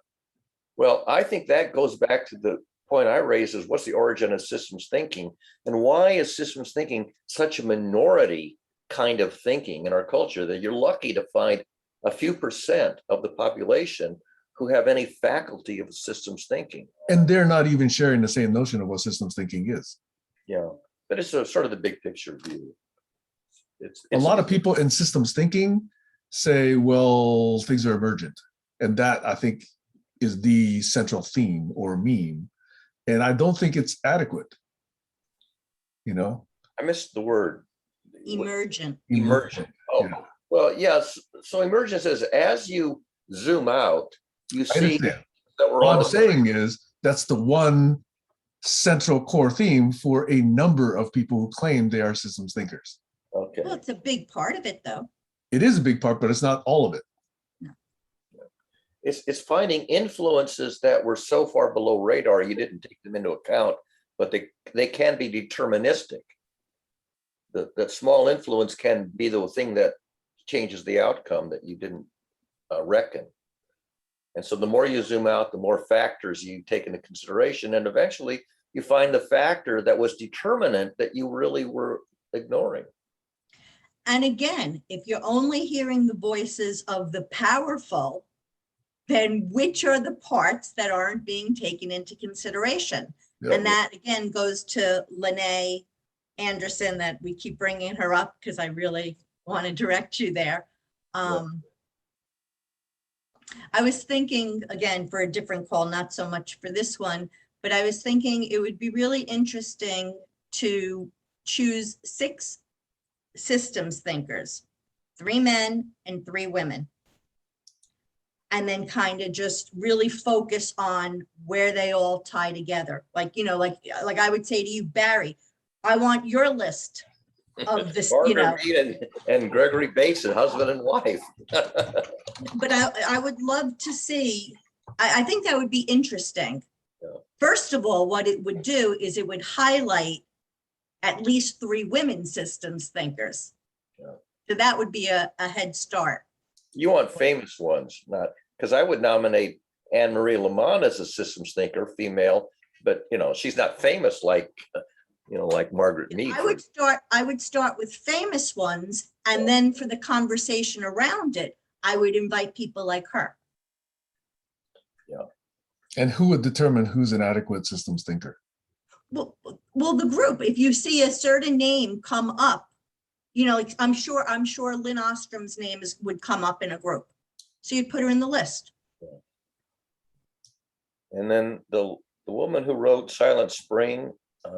Rachel Carson. Rachel Carson, yeah, that's early example of systems thinking. But again, it would be interesting to see who gets a number of votes that a number of people have heard of that respect. And then it would also be good for the people who haven't heard of them. Now I know, well, Sam thinks he's really great and Barry thinks he or she is really great. That's somebody that I trust those 2 people. So it's worth it for me to put my attention there and see what's there. And then was it Margaret Mitchell who wrote To Mock a Mockingbird, or I'm remembering the wrong author? I mean, that was a novel. You mean To Kill a Mockingbird? Did I say it wrong? To Kill a Mockingbird. That's the novel. There's another book called To Mock a Mockingbird. I get those two confused.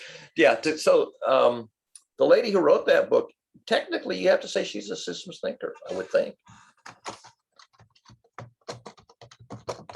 Well, I remember when you first asked me if I was a systems thinker, and I was like, well, what's a systems thinker? Because I didn't know, the whole term was That's new. Then when you told me, I was like, well, obviously, like, isn't everybody like it's like to No. me, it's just so, well, I didn't know that. It's I didn't know Harper that. Lee. What? Harper Lee. Yeah, Harper Lee. Yeah. Sorry, I interrupted you, Stacey. That's okay. No, it's not okay. I'm sorry. You were in the In middle this of something. kind of conversation, see, that's where I'm different. This is the kind of conversation that I would have if you were sitting in my living room. And we don't raise our hands in my living room. We kind of just blend into. And this is the kind of conversation which is the reason I have a couple of spare rooms here. That's why I got this place. So I let want me these tell kind you of conversations, not over Zoom, but around the Yeah. campfire out there, or near the fireplace up there, or Hey, around the came dinner up- table, around the coffee table. Oh, look, I'm ranting now. We need to make a trip to Mecca, Stacy. Mecca out in the islands of Western Washington State. I came home yesterday and there was this huge van. My neighbor had purchased, it's called a Thor Ram, I believe. It's small enough that I'd be comfortable driving it, but it's amazing. Inside, it's like a yacht. So, you know, and it's just a van and it fits into a regular parking spot. And it's set up on the roof for 4G, and it has a shower, a toilet, a refrigerator. And then I was like, what's that little drawer there? And you pull it out and the dog food was in it and the water bowl. And wow, that would be awesome. And I was thinking, and I had actually looked into rent one of these, like just to see, because again, Sam, I would love to drive out there, which is the only way I could do it. You know, but You don't fly? everywhere I go, because my dog, they won't let my dog on the plane. Okay. Oh, Harley would go along. Okay. Marley comes not everywhere. Harley. I'm a single mom, so it's just, I have This nobody. cat is named Harley, and I get Harley and Marley No. confused. Marley. But before COVID, I mean, actually, I met a lot of people in person before COVID. I went to Rhode Island. I met a group of people. Yeah. I met Lauren in Florida. But I had really been hoping, like, I know you were supposed to be at the time, your son was still in Brooklyn. I was hoping that on the next business trip, you know, we could rent a big Airbnb. I'm still up for any of those things. Well, in the the Airbnb is here now. Okay. No, but it's so So hard. you got to remember, I got 4 dogs, so people that can't stand dog fur shouldn't Yeah. come, unfortunately. Okay. 4 dogs, 2 cats, and 4 dogs Marley. and 2 cats, and Marley loves dogs. That's I love Goldens, though. Goldens and I get along famously. get there. Not so much cats, but certainly. There he is. Yeah. 2 of them, 3 of them, What is it, like a 40-hour drive? 4 of them. Sam, 40-hour drive from New York to where you are? I have no idea. I've never attempted that in my adult life. I've only done cross country twice, but that was back when I was a kid, and my dad was moving us across the country, and we took a week each time we did it. It's 3,000 miles. 3,000 miles. 300 miles a day is comfortable. So that's Yeah, 10. but people that do that crazy thing do more than 300 miles a day. Yeah, I mean, if you really, 300 miles a day is sort of the minimum to actually get someplace. Now you can go 600 miles a day, especially if you got 2 drivers. 3 to 500 is reasonable. So if you say Yeah, I do 500, about 3,000, 400. that's like 6 days, it seems like. Yeah. When I was at Bell Labs and they sent me to grad school, the guideline was 300 miles a day, which would be 10 days across the country. Yeah. And you could take more than that if you want, but they would pay for essentially 10 days worth of travel. So this has nothing to do with anything, but maybe somebody will hear this wonderful idea. I still don't know why we don't have pet-friendly flights. So many people would be more than happy to pay to be able to take their dog. I mean, I have bought seats. I bought the empty seat for my dog. I What if mean, you have 5 dogs on one cabin? we've had 5 that many dogs that times. don't know each other in one cabin. Well, your dog has to be well behaved. Marley meets dogs all the time. When we go to the dog park, Wait, how many all pounds of is those- Marley? How many pounds is your dog? 23, but he's long. I think the limit for having dogs in a dog carrier is like 22 pounds. He's too long. He can't fit in the dog carrier. He's too You can find a long. bigger dog carrier. He has But- to be able, trust But me, dog I've carriers tried. go into luggage, don't they? Do dog I'm- carriers go into luggage? Not that they No, don't. no, go no, into- no, no. Dog carriers you can carry into the main cabin. Oh, you can. Then you have Yeah. to put it, then you have to put it under your seat. Yeah. And then that's a When very I- space. That's a No. very small space under your seat. Barely enough for your own feet. Correct. Now, with Marley, I used to sit with him on my lap. But it was a short flight. I was just going to Florida. It was a very short flight. Yeah, but you have to know your dog. There are a lot of dogs that are really, they're well behaved. Yeah. Marley is a great traveler. Yep. What about on trains? What's the story with dogs on trains? How would you walk it? Well, up and down the aisle, I guess. Of course, trains do stop. At least once a day, they have a sort of a 30-minute stop someplace. Yeah, I wouldn't feel comfortable, but you own that house now, Sam. So hopefully you're gonna have it for a while. So it's only a matter of time. Yep. And like I say, it was for the purpose of having friends and family and, conversations around the fire pit or around the fireplace or around the dinner table or in the breakfast nook or downstairs, around the coffee table. That's why I got this place. Well, if you have any wealthy friends that have a corporate jet, come pick me up. Yeah. Before I met you, I did fly to Vancouver, What? British Columbia. What did you say, Sam? I used to work for Tom Siebel. No. He sold Siebel Systems to Oracle for $5 billion. Siebold. No, Siebel. He basically he invented the term CRM, customer relationship management, Oh, as so I don't a recognize it. category of enterprise software. So I used to work for him. He owns 22,000 acres as his personal residence in Montana. Wow. Wow. Be a If tough I were one. 20 years younger, I would be up for it. I'm 76. I'm getting a little old to be traveling. So Zoom conferences and conversations are your way of meeting people now, right, Barry? That and, well, Toastmasters and the community center where I do the fix-it jobs.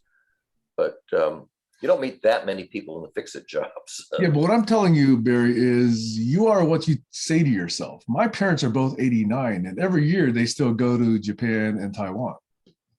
Oh, Nice. okay. So, Yeah. Of course, if I travel, I'm usually traveling alone, and that's a different story. you don't have And to.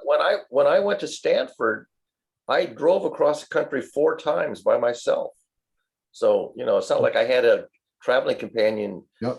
You stop in a national park and you go on a trail and you want to say, oh, wow, look at that fabulous waterfall. Nobody to say it to. Yeah. Because you're looking at it by yourself. You can take pictures of it, but Yeah, but one short jaunt, and I'm not saying you have to do this, but one of you could, make a short trip to either Boston or New York, and then you guys could actually come out here together. it's a possibility. You drive? I don't know that Stacey would want me to drive at my age with my failing I'm vision. not saying driving, I wouldn't recommend anybody do that drive just just to go to a Yeah, conference. that's a No, crazy drive. no, that's crazy. I mean, on the other hand, if you want to experience a road trip, that's a whole different matter. But Before I would take a car on the highway, interstate highway, I would want to fix my vision because I've got cataracts in this eye and not very good correction in the other eye. And I just don't feel like it's prudent to be going on a long driving trip, unless I could really get my vision back to something that, feels prudent. Speaking of vehicles, I don't know if any of you actually put a down payment in on the Cybertruck. what I did over a year ago. What is a Cybertruck? Holy smokes. You've heard of Tesla, right? Yes. Yes. It's their pickup that they've announced to the world that they're going to start shipping next year in Oh, I didn't know 2022. they were going to. I mean, I've seen the stuff about the semi-tractor trailers that are self-driving. No. Pickup In truck. fact, I'm surprised because it was a huge marketing announcement. If you ever look up Cybertruck, you'll say, no, they can't actually be trying to sell this. If you actually just look at it. Why is it called cyber though? Because, okay, it's just Elon Musk being Elon Musk, okay? It's all electric. It comes in 3 versions, and it's way more powerful in the most powerful version than any pickup that's being sold in the US. I may have seen a story, but it certainly didn't register. And just go to cybertruck.com or Cybertruck. Let me go find it. You'll be When I hear amazed. cyber, I think of virtual. Yeah, I mean, cyberspace. Yeah. Cyberspace to me. Not. No, I'm just going to show you the images of this thing, and that's why you're going to believe that I'm not serious. Okay, here it is. I'm going to send you the link here right now. Okay, here's the link. Click on that and take a look at this.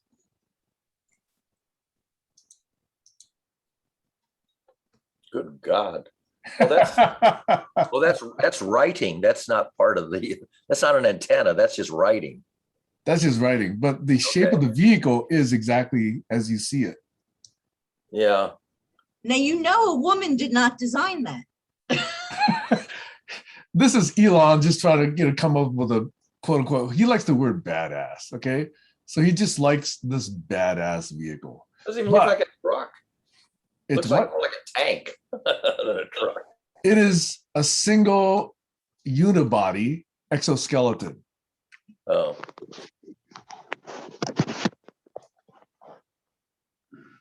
I'm just gonna feed the dog, Okay. but I'm listening. Yeah. Anyway, I do have to go to Costco myself because I didn't normally I go on Fridays, but today I'm going to go to Costco. Also, we're also coming up on the last 30 minutes before the four hour mark. That's right. Yeah, Ruben, we normally go for 2 hours, but Zoom allows us to record up to 4 hours at a time, so that then YouTube will actually produce automatic transcriptions. Yeah. Actually, Zoom will let you go as long as you want, if you pay, but YouTube doesn't provide transcriptions unless these videos are shorter than 4 hours. Right. So we usually cut it off after 4 hours.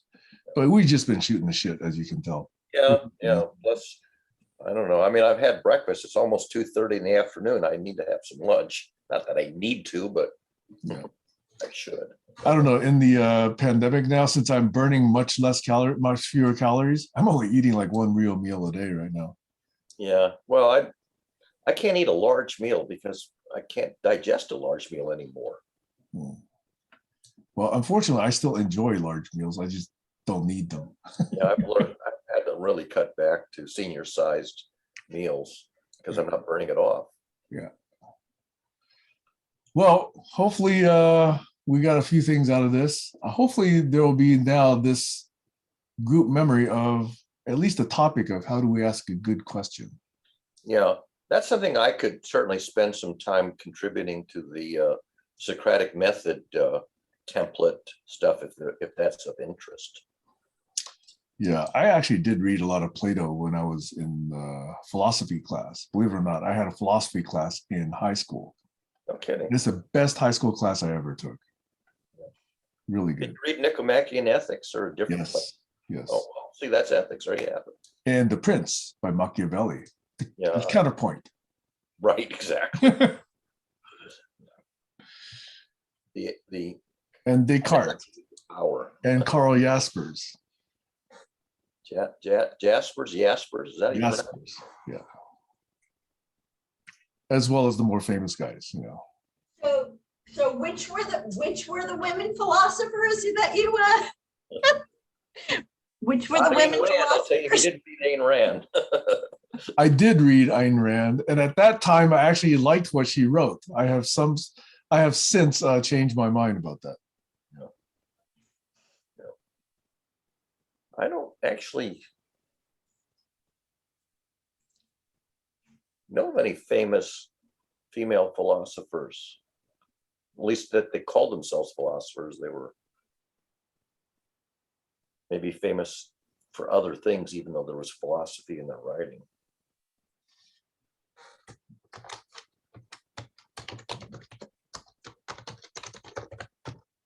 Sam's doing a quick search. Yep.